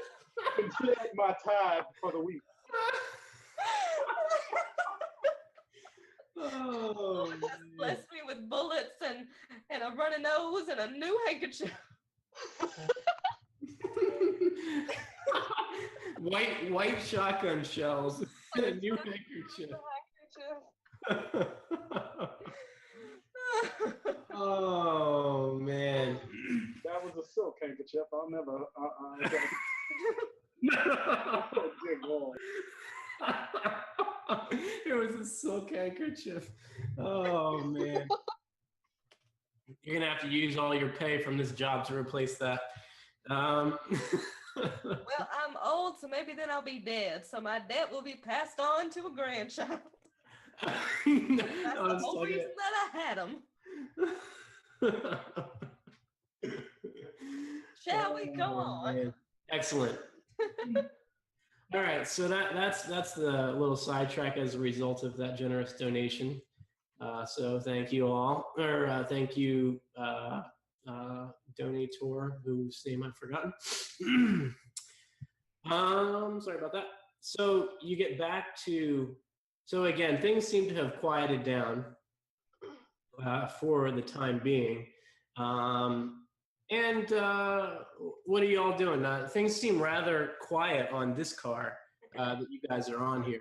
But Over to the women. Oh, okay. Yes, most definitely. Oh, the two of you. Okay, all right. So Granny's gonna, for now, stay behind, right? Or something. Yeah. Okay.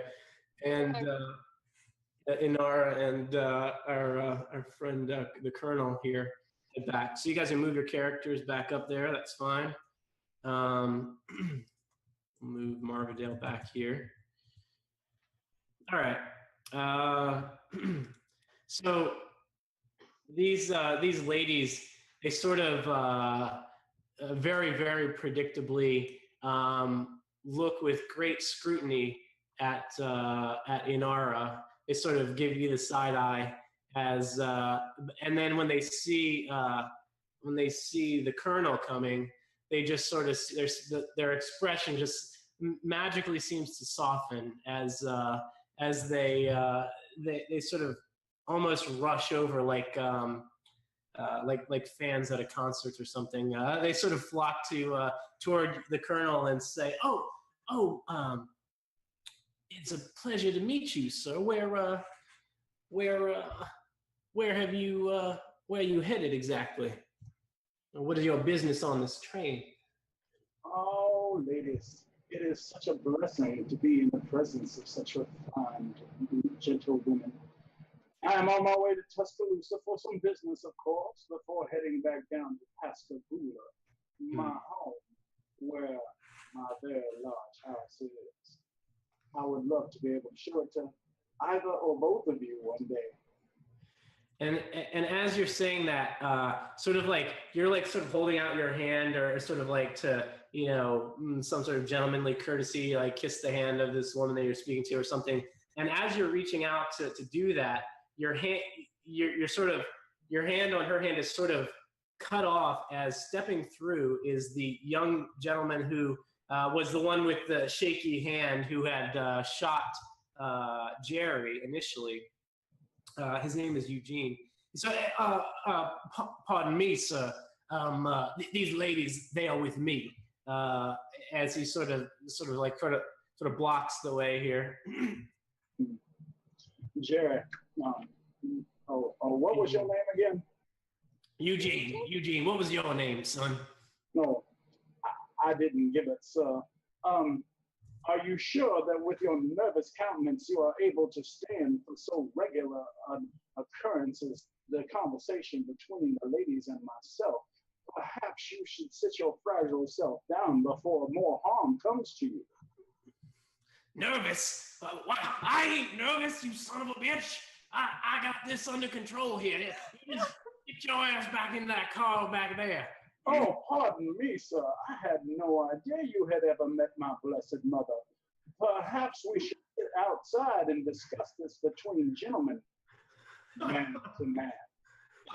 I don't need to talk to you. You low good for nothing. Yeah, you're trying to encroach on my bounty. Well, sir, let it never be said that I ever touched your crotch. Ladies, if you would please excuse me, I think I am making your gentlemanly companion nervous. Perhaps... No. Why, you must stay. I insist. Sir, please do not let this bullet. He thinks he's going to take us into the authorities, but I do not believe that it's in his heart to do that. I know that he plans to let us go. Oh, absolutely. Granny, there's a gentleman over here that needs to speak to you about his immortal soul. All right. Get to her. That's quite a loud shout, but we'll let it pass. That's fine. I'll follow on in. All right, Granny. Get yourself in there, Granny. Did you say something? I didn't hear you too clearly. Did you say the devil was in this card? Eugene needs to speak to you about his immortal soul. He is currently en route to Tuscaloosa to hand over these lovely ladies to bad gentlemen. You son of a... My immortal soul's just fine. I run up to Eugene, like put my hand on his mouth like this, like, son, now let's not get right up here. Let me talk to you for a little bit. Follow me. Ladies, while Granny is speaking with Eugene, if you would care to join me and my other associate for perhaps a mint julep. So between the group of you, whoever's trying to manipulate or maneuver this, I kind of sense that it's something of a group effort. So pick one of you to make the roll for persuasion to, persuade, sort of either cow Eugene into submission or whatever. Sydney's the pro and Granny's the scariest, so I'm going to send it to her. All right. So, or Jen, your character is pretty well suited here, if you wanted to step in. So anyway, somebody roll dice. I don't care who. What are we? Okay, What's going on? What is happening is I'm trying to get somebody to roll to see if you guys can successfully maneuver Eugene apart from these two ladies. Okay, so what do I roll for that? Persuasion? Persuasion, yeah. Can I get an advantage because it's skill? Yeah. Yeah. You can sort of step in and get involved and advantage because of the group. So. I'll turn around. Is Jen's character like right by me? Like, is Jen's character right by? Yeah, you guys are pretty close, I think, on the map there. Yeah. All right, I'm gonna go up to her and like whisper really close and be like, "All right, as I mentioned previously, I said I was like a really skilled bounty hunter. All right, well, I'm old as hell, and, and as we can see, you are not. So if we can just," and I like fluff up her hair a little bit, and I'm like, "If you could just do what you do and get this man here and talk to me over there, because this is not helping me in this situation anymore." Funny. All right. So Jen, I helped you out on the dice. The reason it didn't work is because you didn't put the D in front of 10. But anyway, lucky for you, my dice seemed to be hot tonight as I rolled a 10, which exploded into a 7. So 17 plus the 19 that you rolled on the initial is a total of 36. So needless to say, it goes pretty well. As basically you're able to sort of corral Eugene and sort of convince him to just, come on over here and let's just talk privately, the two of us, Exactly. Wink. Excellent. I'm like looking from the background and I'm like, God, she is good. Excellent. So we will move you and okay, let's see. Yeah, I got that side note about volume. Let's see, move you and Eugene. Here we go. Here's Eugene. And Tenaro is over here. There we go. All right, so you guys are in that sort of private, semi-private booth. It's not a door, it's open, but it's just walls on a few sides. And the other two of you are over here. So let me, real quick, I'm gonna try to turn down my volume. Let's see. Huh. I'm over here. We're approaching the hour. We're not on it, but I'm not Will, so I don't have to follow the cookie cutter of way that he does it. So we can just go ahead and say, if you're new here and you haven't followed yet, please do. You can interact with us and have a lot of viewer decisions where you can decide what happens. You can donate to affect our games. We're doing 2 giveaways right now, one for a player's handbook and one for a starter set. A bunch of cool stuff is going on. So, join the adventure. Have some fun. Come along. Excellent. And also, for anyone who's interested, again, we're playing Open Legend. The rules are free on the internet. OpenLegendRPG.com if you want to check it out. There's also a free adventure module for you to give it a try with your friends, and we will give away one. It's too late to enter because it was too complicated for me to work out who is the winner of this giveaway. I already know who it is, and I'm not telling you. Right. We will announce that later on. I'm curious.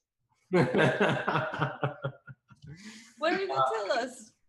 Why won't I tell? All right. I entered this one. I paid him $5. He just doesn't want to hurt y'all's feelings. That's all. So let's see. Yeah, I think so. If anybody needs to take a break, just just go for that. Don't worry about it. I'm currently good in not needing to take a break, but if anyone else does, just step away, no problem.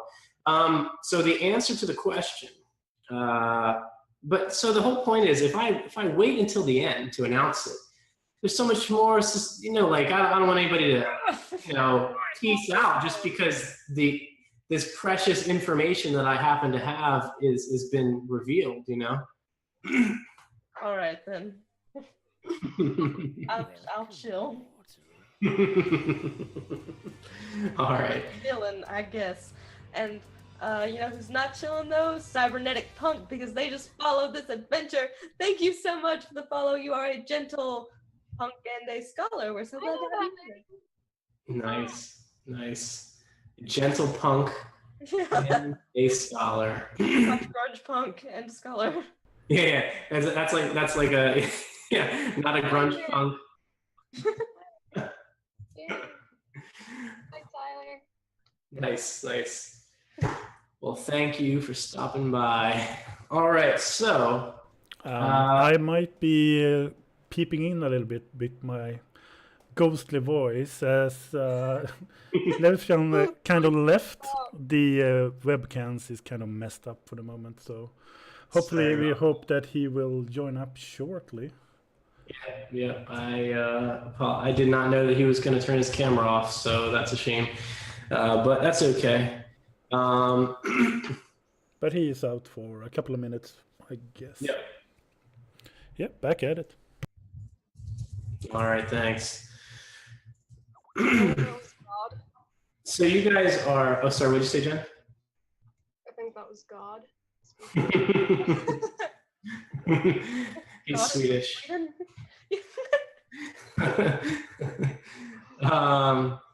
So back to it. You guys, so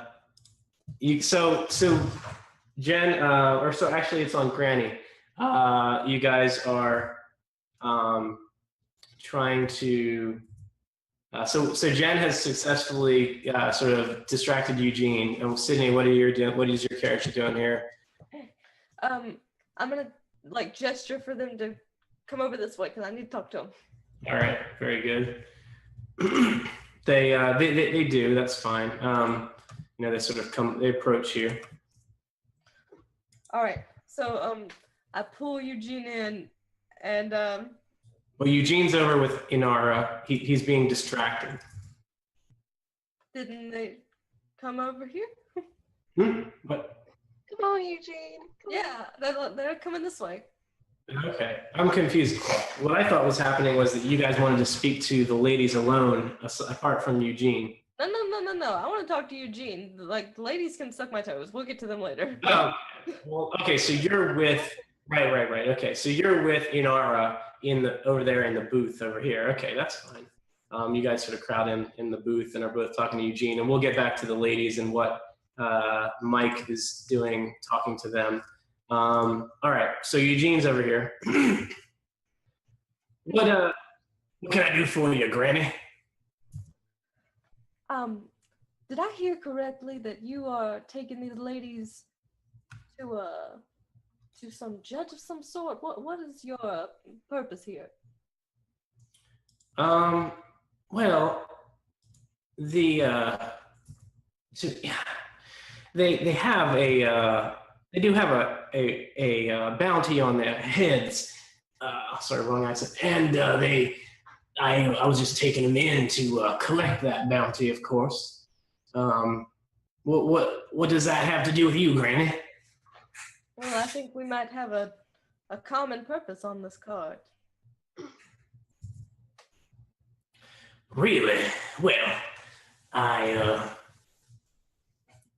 that's very good to hear, although I can't say as I'm none too eager about sharing the bounty exactly here, Granny. What, Granny, is that a threat, Granny? It's a promise, Eugene.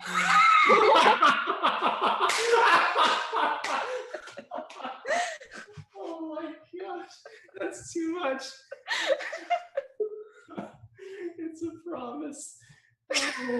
Poor Eugene. All right. So, are you corroborating this story, Jen? I'm curious. My what? Are you joining in this effort to scare the shit out of Eugene or not? I'm gonna stand behind and like have my arms folded like this. I'm like, yeah. All right, very good. So we'll have you roll since you're the skilled one, and you can roll with advantage due to being sort of cornered in this booth. He thought he was coming in here for a completely different purpose. What do I roll? So that would be persuasion or deception if it were a bluff. But I think I'm looking at your character sheet. It doesn't really make a difference because it's the same. Mm-hmm.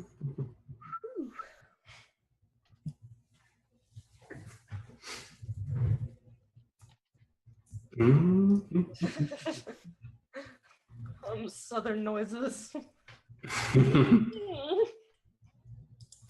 All right, nice. Wait, what did the? Keep the right. So what do we got here? Oh, D20 plus D10. Okay, so the first one. Oh, so it's 2D10 K2. So my policy when people roll dice is to always take the earliest dice. Unfortunately, that's going to hurt you a lot in this situation. So that is 2 on the D20, 3 on the D10, but then another D10, which was a 13. So a total of actually 15, 13 for the second keeper, and 2 on the D20. So what happens is, so he's like, well, look, if I'm gonna turn in these bounties and turn them over to you all, then you gotta give me something in return. What can you offer here? The bargaining chips we got on the table here. All right. Out of character, how many of those like magic holy bullets did I get? Let's say 6.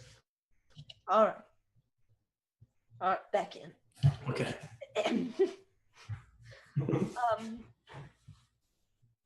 All right. Well, I'm gonna have to tell you a story, and I'm gonna have to trust you to keep it in between us, Eugene. There was once a man named Noah, Eugene. He did not obey. All right, what do you got for Sydney? What are you telling him? There's a. All right. What's the story? So I put my arm around him, and I'm like, long ago, I think it might have been about 15 minutes or so from this moment right now, the Lord God himself put his hand inside my purse, my literal purse. I don't mean anything weird or creepy. He put his hand inside my purse, and inside my purse, he left one magic bullet.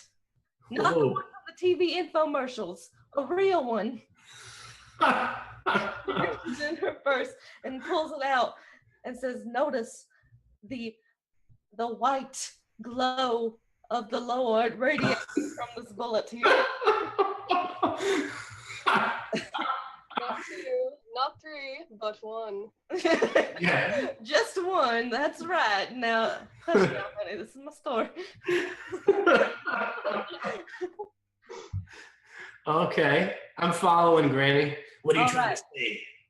So I will trade you this one. This is the only one I have now. Remember that. I only have one. So I will trade you this one that I have for the bounty on these ladies. Now remember, this is from God himself. So if you decline it, God's going to be pretty angry. Will be upset. I know. All right, I won't make you roll. That's fine. That's a pretty compelling argument. Why do the words magic beans keep flashing in my All right. Well, I suppose if you're going to give me this miraculous artifact, this relic, From the hand of God? this holy relic, Yes.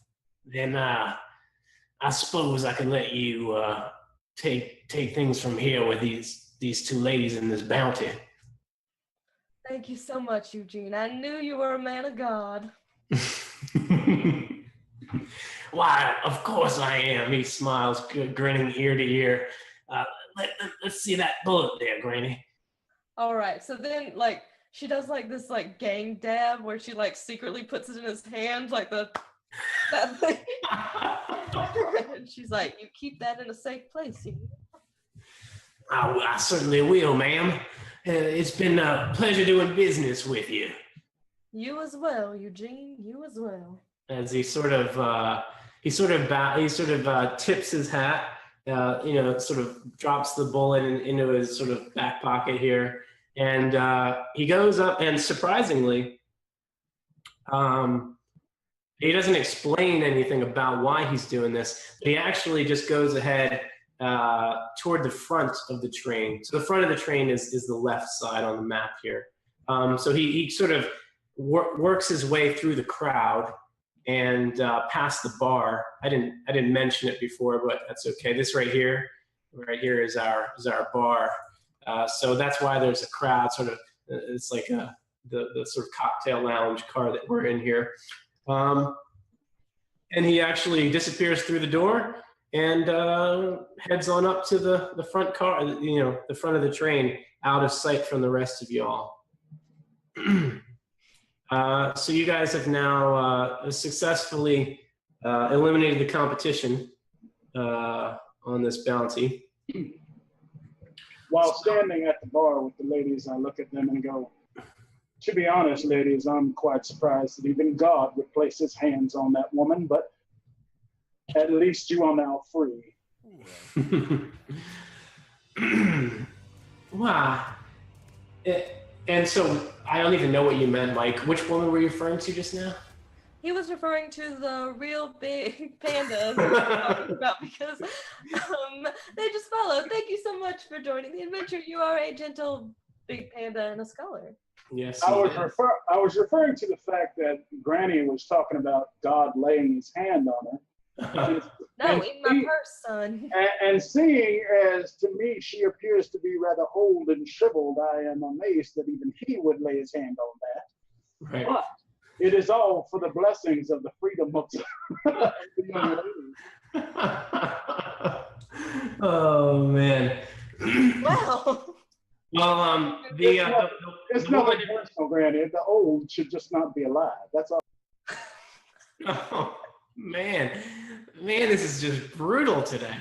Absolutely brutal. The woman with the black veil and hat, she sort of, you see her sort of cock her head and look side-eyed at you, and she says, "Well, son, I don't know exactly what your problem is, but this is I don't see any problem with the aged being favored. What exactly is your angle here?" Oh, I apologize, ma'am. I did not realize your age with that veil down over your face. Excuse me, I will speak to the other lady now. That's terrible. Oh, man. The other lady, the very warm and welcoming Emma Louise Shanahan, also known as the Widow's Fang, turns and addresses you, holds out a very delicate hand as she says, "Thank you, sir. I do so appreciate your interest in my freedom. What should inspire such a kind gesture, I wonder?" Why, the bee in your bustle, ma'am. The bee in your bustle. My gosh.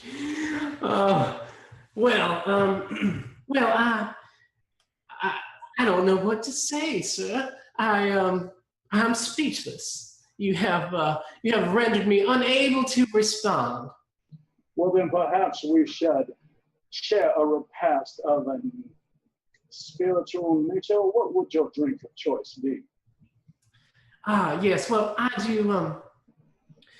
do like a martini. Dirty, of course. Oof. Absolutely, ma'am. Oh boy. It's gotten a bit warm in here. Barkeep, if you would please, whatever the lady would like to order, and a double shot of whiskey for myself to settle my nerves. Why, absolutely.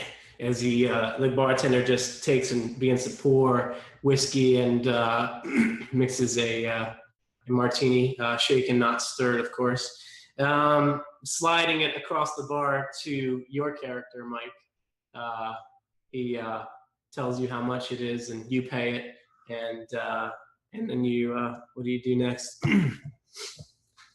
I, in the most gentlemanly way possible, hand her drink. Now, ma'am, if you would please explain to me how you got yourself in such a predicament that Eugene would be your escort back to Tuscaloosa.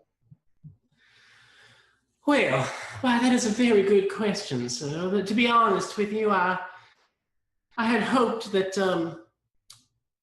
while I was under escort by one bounty hunter, that he might serve as something of a roadblock in the way of other more skilled bounty hunters who might come my way. I figured I would just kill him and dispose of him when we got to our final destination. Whoa.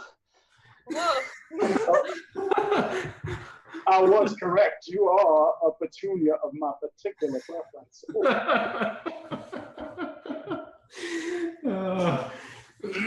Well, I am so delighted to hear that, sir, as she gives you the wink. What exactly are your qualifications? Are you a bounty hunter yourself? I wouldn't want for you to be become yet another roadblock in my my journey. Now, dear Missy, let me assure you, and as I do this, I very, very slyly unbutton my jacket as it falls open to show my double pistols. Let me assure you that should any roadblock try to stop our path towards ultimate joy, I would be more than happy to use these simple tools to clear our way. Okay. Well, that is very kind. The most kind offer of you, sir. It's always nice to have someone in your court, and I am most obliged. As she just sort of begins to take out her handkerchief and also sort of wafts herself. I am overcome. In fact, I believe I may have a tear coming. Oh, dear lady, please cry not for me. It is a joy for me to be in your presence. Oh my gosh.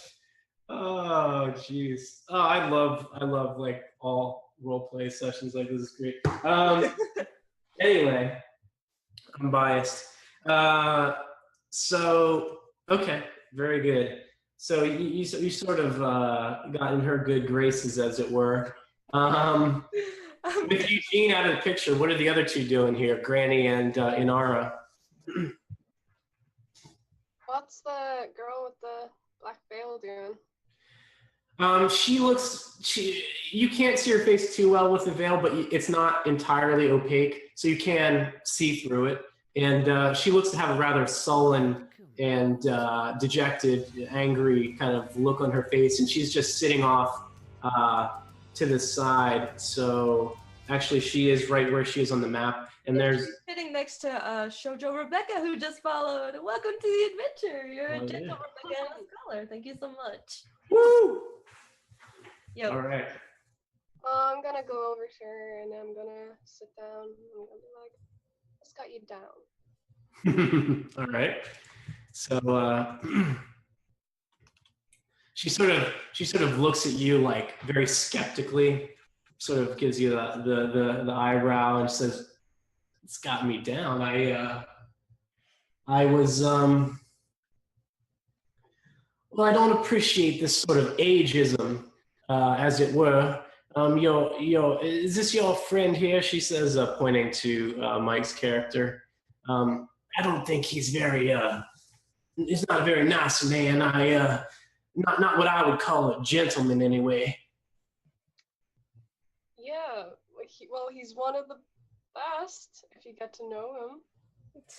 Well, I don't think I care to know him. He insulted my age. Can I hear this? Yeah, sure. Okay, well, I'm gonna go over there and like put my hand on Anaria's shoulder and just like give her a look like, no, you're right. He is the absolute worst. Do not go near him, please. Okay. I am a scoundrel and a cad at heart, but there is a gentleman underneath. If you have the proper interest to find that. Lady, I hope you weren't too fazed by the guy convulsing on the ground, glowing. Don't worry, honey. She's used to that. Yeah. By the age thing, and that's understandable. Yeah. Okay. Okay. So while that's happening, something else is going to happen, which is, come on. There we go. 2.6K2. So for our good friend, the Colonel. Mike, what is your toughness defense? For those of you watching, when he calls you his good friend, that means he's about to hurt you really bad. Yeah. Just so that there's no confusion, he's not really calling me his friend. He's about to say, I'm about to mess you up. From one veteran GM to another. I can't I can't sneak anything by him. Let's see, you're asking about my toughness? Yeah, your toughness defense, I guess, I'm looking at your sheet, I think 17, so a 19 looks like a hit. Oh, dear Lord.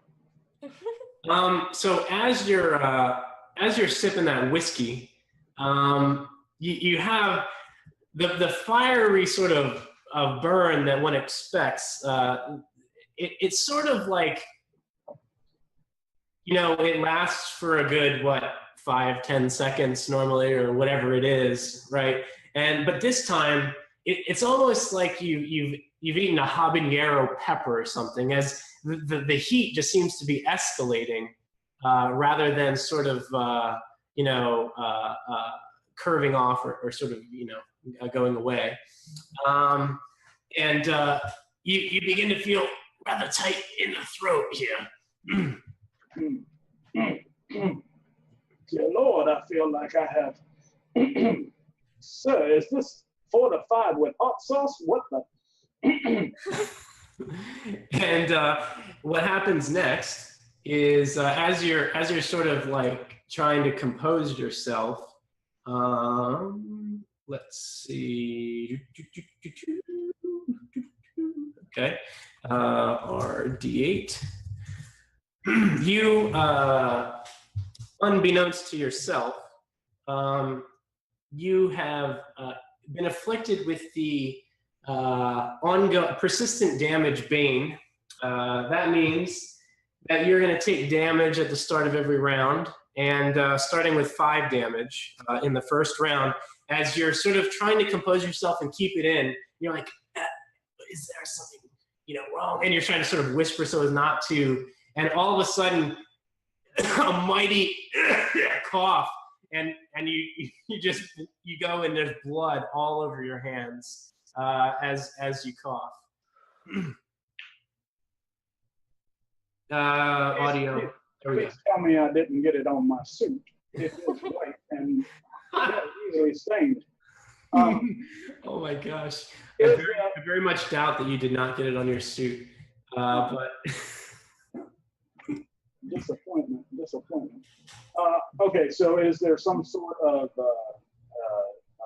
saving throw or something I do against it? So the way this works is, for all banes, in Open Legend, we simplify the way that status effects work in the sense that they continue indefinitely unless you actively, it's an out-of-character, in-character thing, but you take a moment to sort of compose yourself, or if you're on fire, you put yourself out, whatever. And so that's a resist roll. So all you do is you roll a d20, and 10 or better, and you're able to cancel or cease the effect of the bane. So you can go ahead and roll that. We're not really in initiative right now, but so just roll the d20 to do that. Oh, by the skin of his teeth. All right, so you managed to, you're of a hardy lot, as it seems that the, whatever sort of poison, is in this drink, it seems not to have taken its full course in your regard.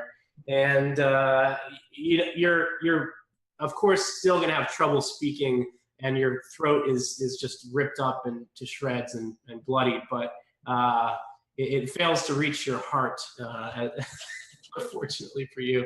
My, that was a bit spicy, but luckily it was no worse than my grandmother's jambalaya.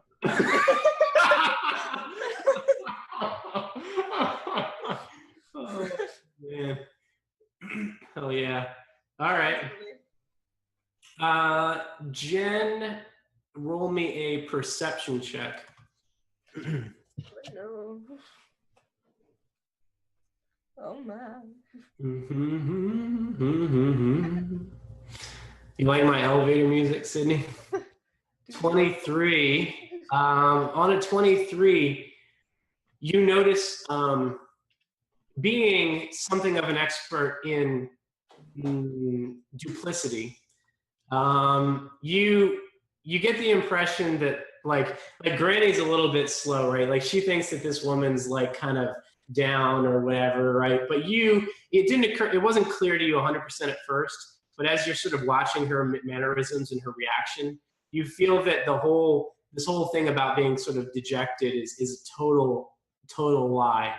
And what you notice that's really unusual is that when he sort of says like, "Oh, it's no worse than my mother's jambalaya," then you see this look of like she sort of makes this flinch, like it's like shit, like she's saying that under her breath, but it's just her eyes that are saying that.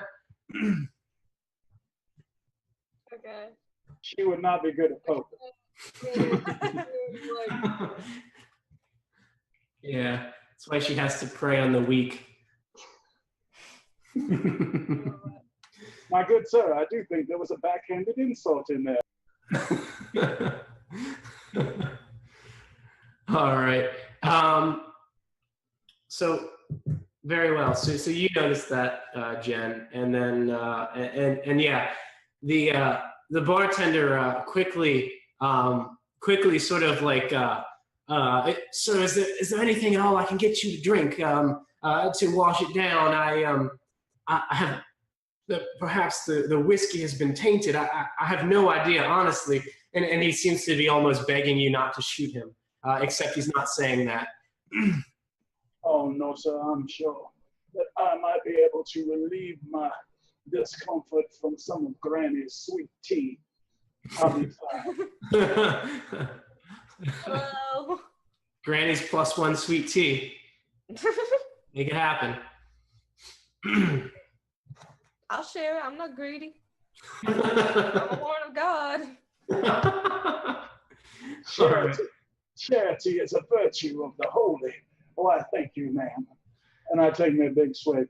All right, and with that, you again, you feel a little bit better. Still some lingering issues, but overall, you're going to pull through here. It seems. So anyway, so Emma Louise sort of she sort of puts her hand on your shoulder and says, "Why, I do hope you are all right, sir. I'm most concerned. What exactly just went wrong there with that drink of yours?" I puff out my chest. And, why, ma'am, we of the Mississippi breed are much hardier stock. Truly, that would have killed 2, maybe 3 normal men. But it is simply given a rough edge to my voice. I do hope you excuse it. I will be fine. Perhaps lingering germination of bacteria in the glass, but nothing of a severe nature. I am most relieved to hear that, sir. For a moment there, I thought you might depart from our company. Not at all, not at all. And realizing that I have coughed up some blood, I see small spatters on my suit. I look forward and I see that in this general area on her dress, I spattered some there. So I whip out my extra handkerchief. Oh, dear Lord, ma'am. I do believe that I have quite a mess. Yeah, allow me to help you clean up. All right, that's fine. It happens. She's like, "Oh well, thank you, sir. That's very kind of you." As she just sort of like makes it convenient for you to dabble off the blood from her dress. That's a nice way to put it. I mean, I was inspired. What can I say? I'm on fire here. By the way, ma'am, I have not had much time nor the energy, quite frankly, to explore the rest of the train. Have you perhaps been to other cars? Why, yes, the car this way. She points towards the front of the train. That is one of the sleeper cars. Most of the folks in there are rather boring lot. They're all asleep. So hence I wanted to.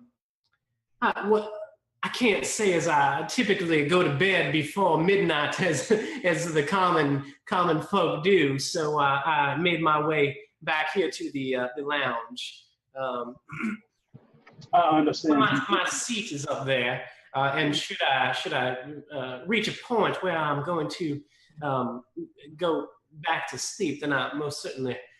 Well, except for, of course, this fellow that was, as I say, in our way, but a minor inconvenience at best. Well, of course, ma'am. I was just curious. I had seen a young lady earlier today as we were making our way aboard the train that I seem to recognize, but I haven't been able to spot her since I have been in this particular car and the one before. I may do a bit of exploring later on, but of course that is after I escort you back to your position in the sleeper carriage. Okay, sounds good. Very good. Okay, so let's get back to the rest of the group here. So the Jen and Sydney, what are you guys doing? So he's sort of schmoozing with this woman, it seems. Does he have his glass on the table, or did Yeah. His glass is probably on the bar, I would assume. Just probably wouldn't pick that glass up again after that. Sitting there smoking. Okay. Get into it to see if I can inspect it? Sure. Roll perception to see if you can make out anything. Excellent. So with a 23, you do spot. You sort of peer into it. It looks a little bit dark for whiskey, and there's a certain smell that kind of burns the nostrils in a way that's worse than what you would normally expect of whiskey. And so there does seem to be a sort of toxicity to it. Okay, can I look at the bartender? Yeah, absolutely. He's just he's sitting right there. Where did you get this? Well, ma'am, it was just right here. I don't understand what the problem is. It was right here on my liquor shelf, along with all the others. I don't rightly know what happened. Was there anyone behind the bar previously, or did you step out for a bit? Well, I know. I've been here the whole time, ma'am, other than prior to everyone boarding the train. Interesting. So you're 100% sure you don't know how that happened? Man, I swear, I have no idea what is going on here. I was not involved in whatever problem has transpired here. Right. And just fade back into the background. She just like this, and like she's not actually that far away, totally still in view, but she's like, I love how she just pops out of the background and does all the work and then just kind of glides. Like, me and Granny, we're just sitting here talking trash, but she just kind of glides in, goes all CSI on everybody, glides. Right? That's right. I love it. So that being said, the bartender sort of swears that he's not involved here, and one thing. Let's see. So as you're mentioning about checking out the other car, you see like a thoughtful look cross the face of Emma Louise. You sort of mentioned that you would go check, and she said, In fact, son, my dear, I wonder if you would like some company as you head on up to the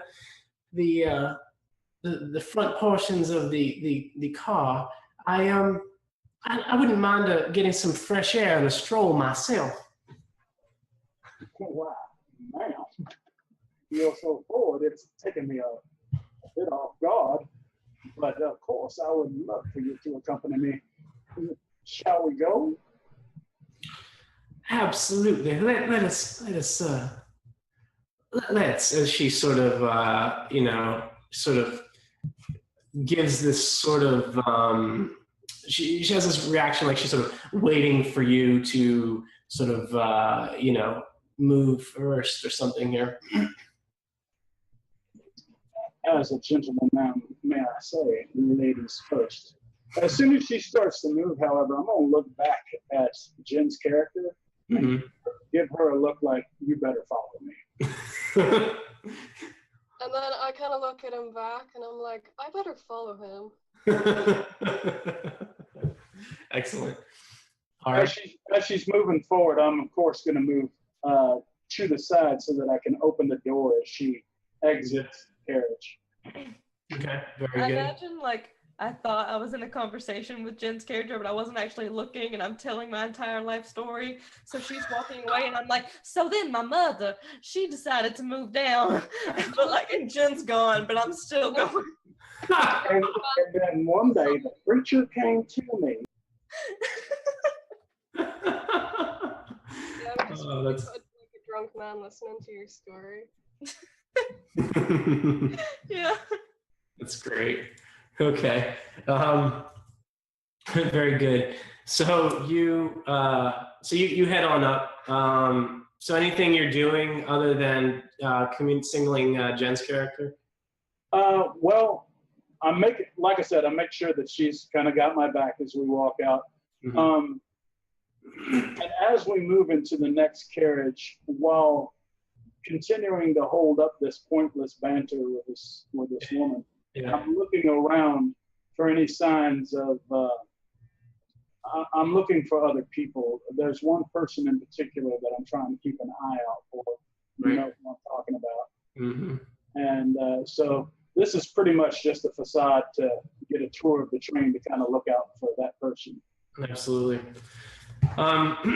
So that's fine. So roll me a agility roll to position yourself out and notice Jen as you're shadowing the other, and we'll assume I'm going to take it that you're distracting her, I suppose. Oh, absolutely. I'm still very much keeping her engaged in the conversation. Absolutely. So that would give you advantage on that roll.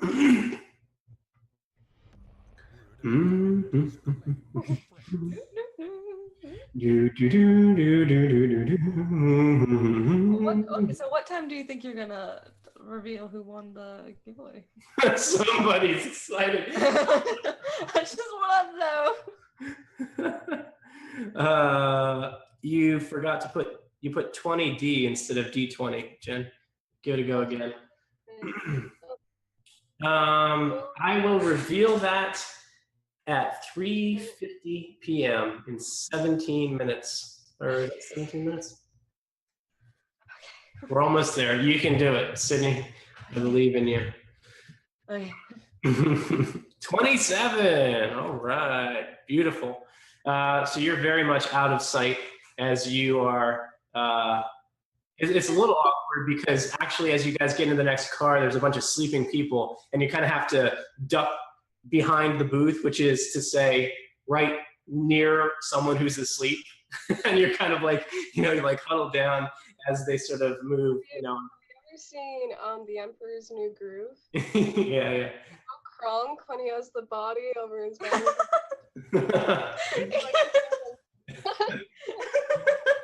That's it. That's excellent. All right, that's perfect. So we'll move you guys. Let's see. Here is Mike's character, and then Emma Louise is headed up there.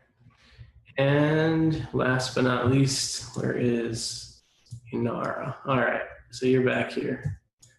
Again, we're up here. You're sort of shadowing, standing behind this booth here.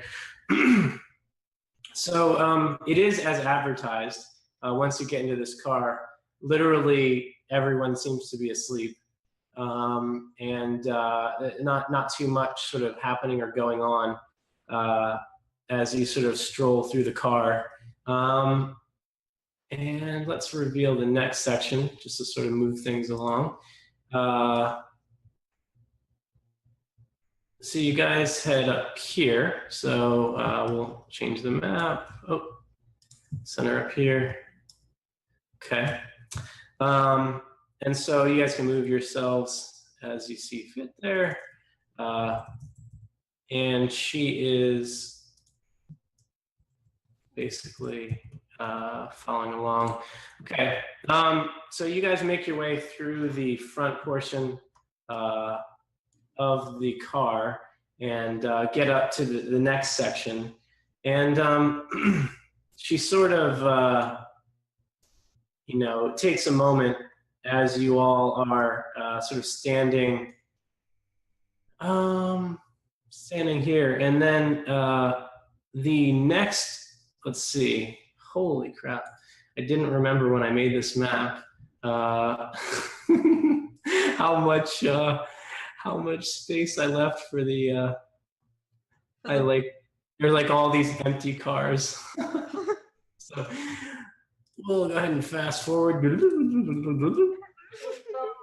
as you guys are all the way over here now.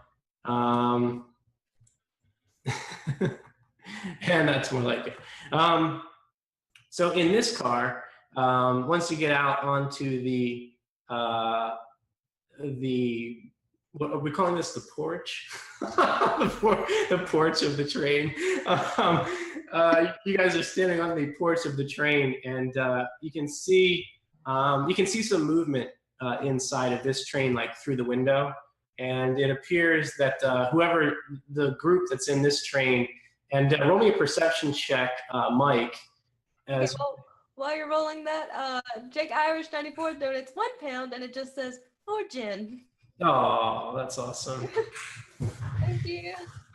So I'm guessing that's a nat 20 to Jen, or like. Oh, that's even more generous than cool and good. I was going to say advantage, which is not quite as awesome as a natural 20, but that's cool. It's a nat 20. Ryan's trying to sell you short. No, it's fine. It's a 20. It's fine. I have a feeling I'm going to regret that. Because that's really, really intense. So, fart. What's that? Rules for fart.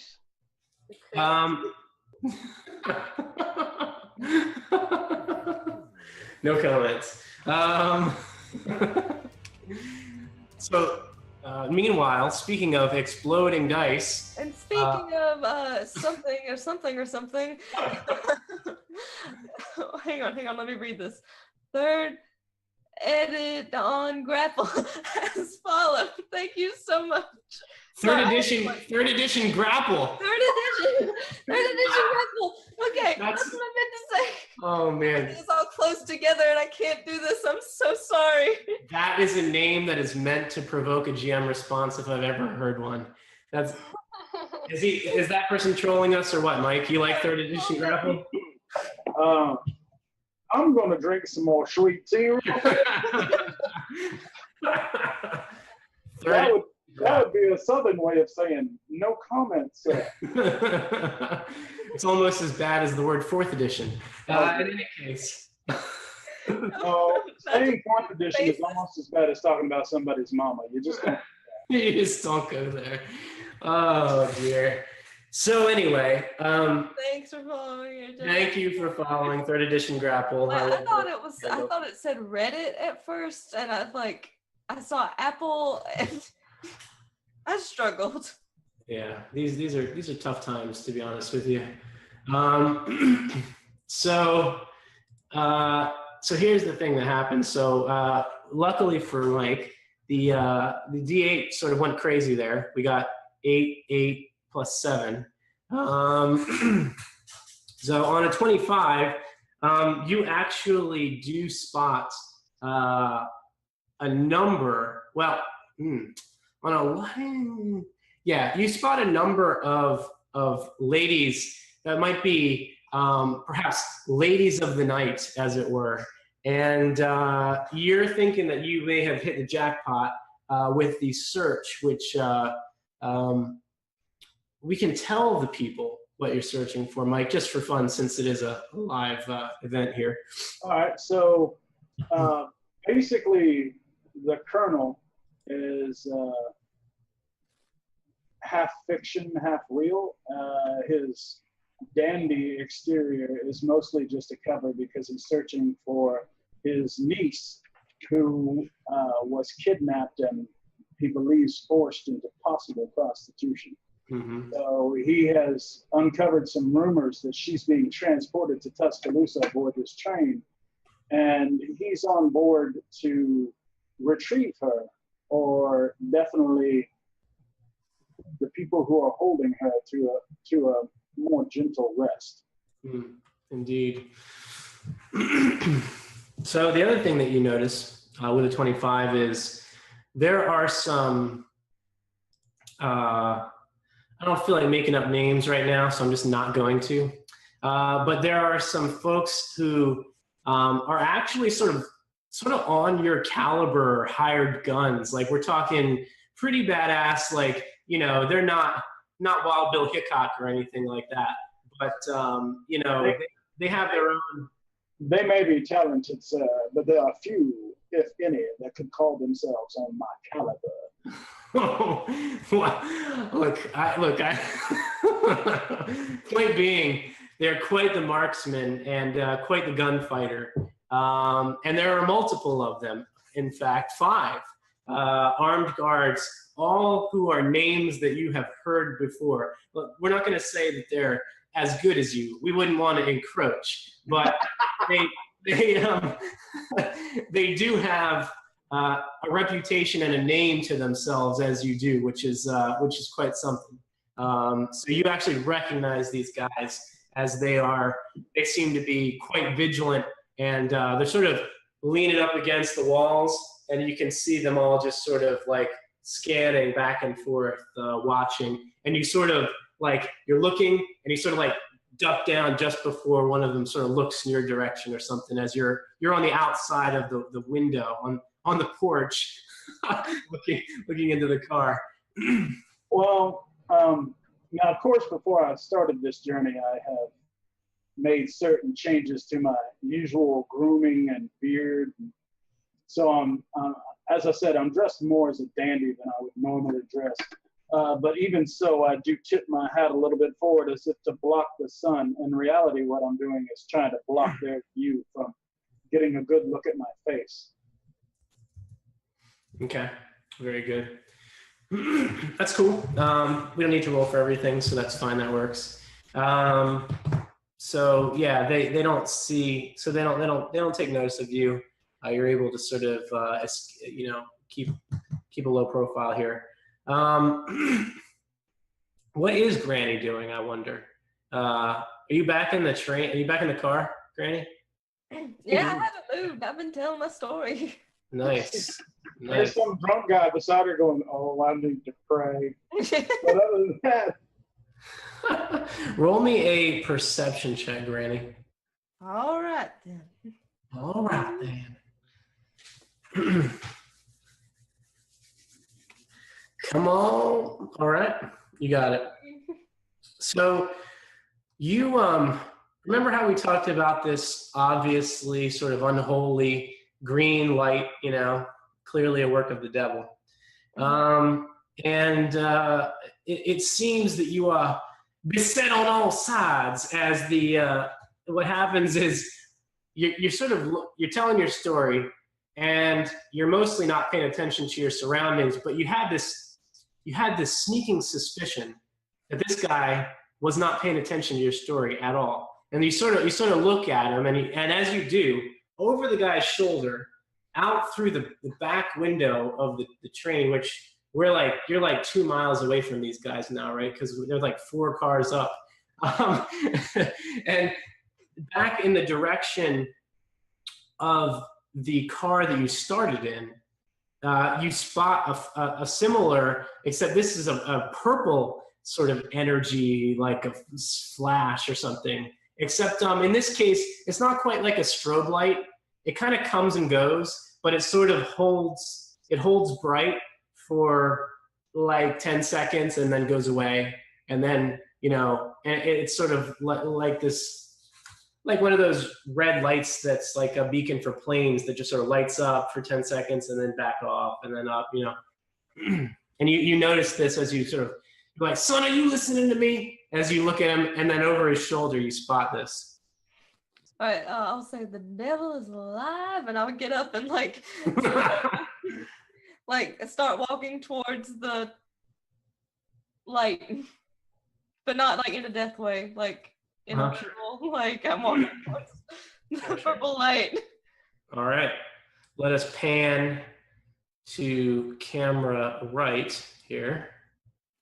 Here we go. So back all the way back at Granny. Here she is. So you go head back here.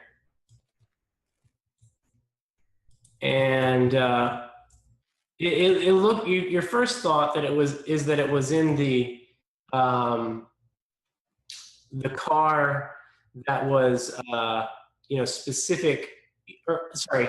No, okay. Your first thought is that it was in the lounge car. So we're calling the lounge car 2, we're calling that the bar. And so then you're looking right here at the lounge car, and you thought it was in here, but as you get a little closer, it seems yet again that it's further back. So again, the purple flashes are coming from this direction back here. Alrighty. So what do you do, Granny? I mean, I just keep approaching it until I think I found like the source. Okay. Keep on trucking. So you have to. So this one doesn't have like the convenience of a porch, unfortunately. So you're gonna need to give me an agility roll, Granny, to jump across. You know me and my agility. She got a bad hip. I know. Let's hope that bad hip doesn't kick in right now. 25. Oh! All right. Granny's killing it. Even with 2 nat ones. I know. 2 nat ones, but it's still 25. You clear the train here, and let me see here. I need to throw this on here. Let's see. Add character. Blah, blah, blah. Let's throw some plugs in here while I do this. Take me 1 second to pull up this character, and then I'll be good. All right. So our next show is going to be the Dungeon Master's lessons, where Will is going to teach you guys all the Dungeon Mastery stuff that you need to know to do Dungeon Mastery things. And speaking of that, we're also giving away a player's handbook and a starter set. So, the good stuff that you need. I'll put the thingy in chat so you can click on it, you can enter the giveaway and all that great stuff. And also, we have 2 minutes now. I've been keeping track. You're supposed to tell us who won the Open Legend giveaway. I'm so excited. So we will see how that goes.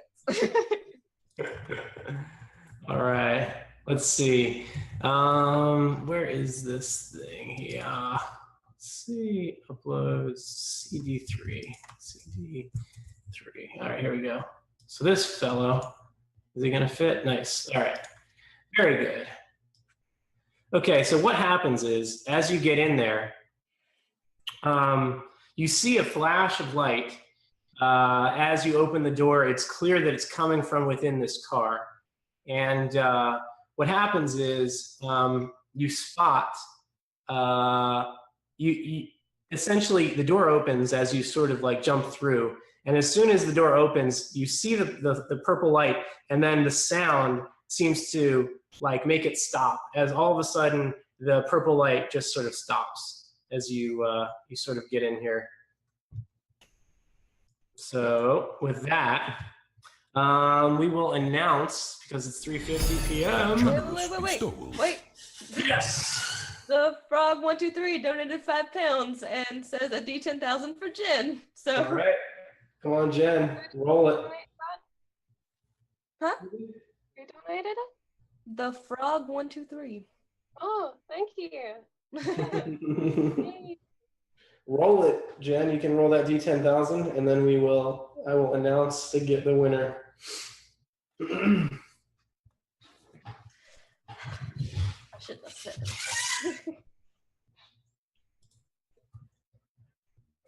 2808. All right.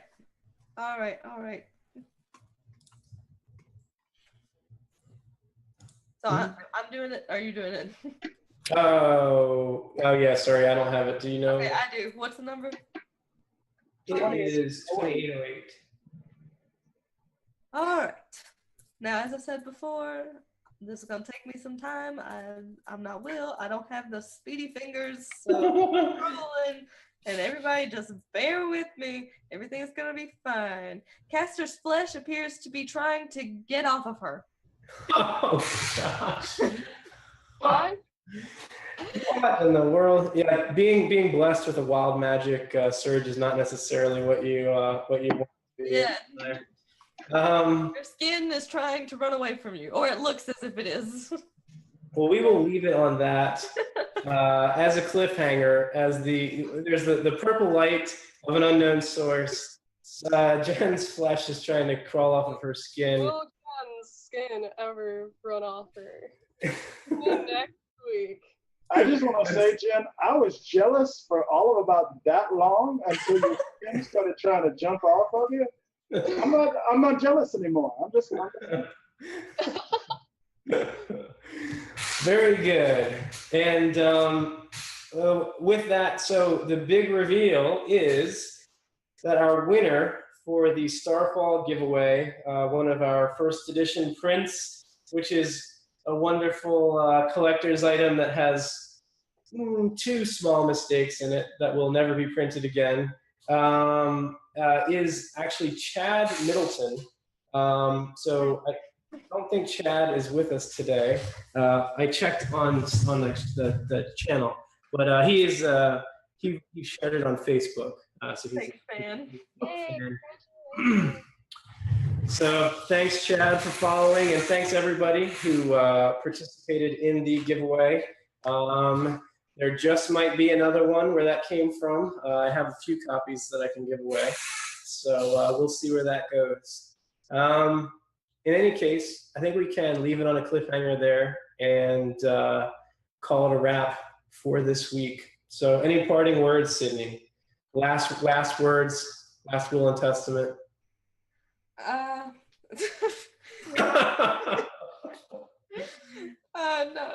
No. So actually what we should do is give everybody a chance to go around and intro themselves, right? So again, sort of we did this in the beginning, but again, Jen, anything that you are doing on the internet, like maybe Twitter, for example, or anything else that you want to let people know who you are, follow, all that kind of stuff.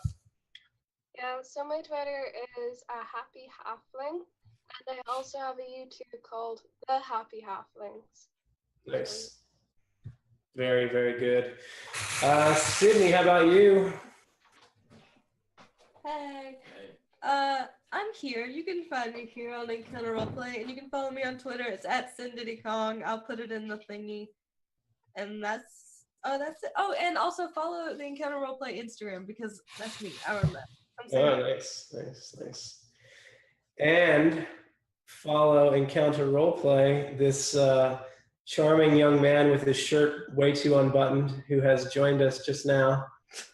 No such thing, Brian. You know how you feel. Don't fight it. And last but certainly not least, our special guest, the internet legend, the Leviathan.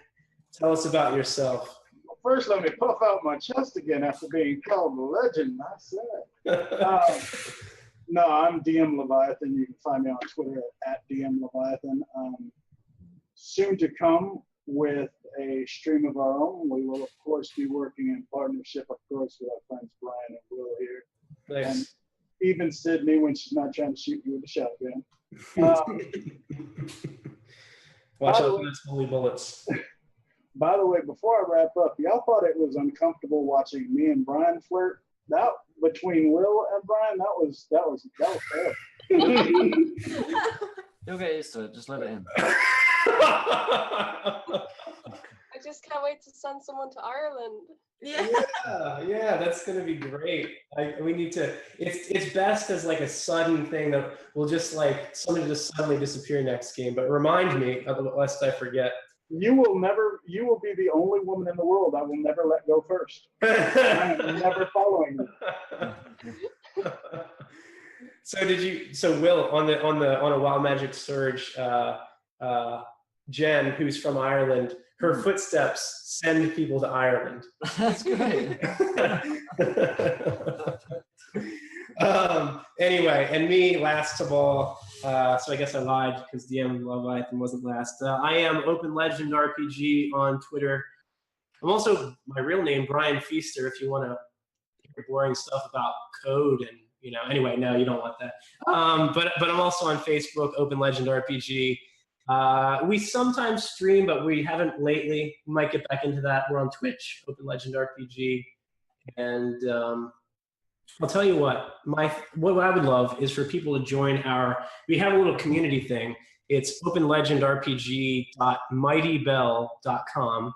And on there, people can share stuff that they're working on, like characters that they wrote or stories that they're, campaign ideas that they have. We have some cool discussions happening there, polls about the system. So that's a great place to keep up to date with the latest in case, with all the noise with Twitter and stuff, it's a little hard to keep tabs sometime. So catch it over there. Catch us over there. And, Will, you want to close this for tonight? Yeah, sure thing. I also wanted to thank Monkey Fluff from before for his donations again. So it's Jake Irish and the Frog. You guys are awesome. But we're not finished here today. We're just halfway through today's shows. Whilst we've completed Weird Wild West, we're on to Dungeon Master's lessons here today. So got myself and Skagif are going to be running a new DM through a few tips and tricks for D&D 5th edition. So if you want to learn a bit about D&D and about how to DM, then do come along for the show starting here in just a few moments. But it's been a pleasure having you guys. Had a nice little rest there. And glad you enjoyed the game. So we'll see you guys again same time next week. Thanks for having me, guys. It's been a blast. Had a great game with you guys. Yeah. Right. See you guys.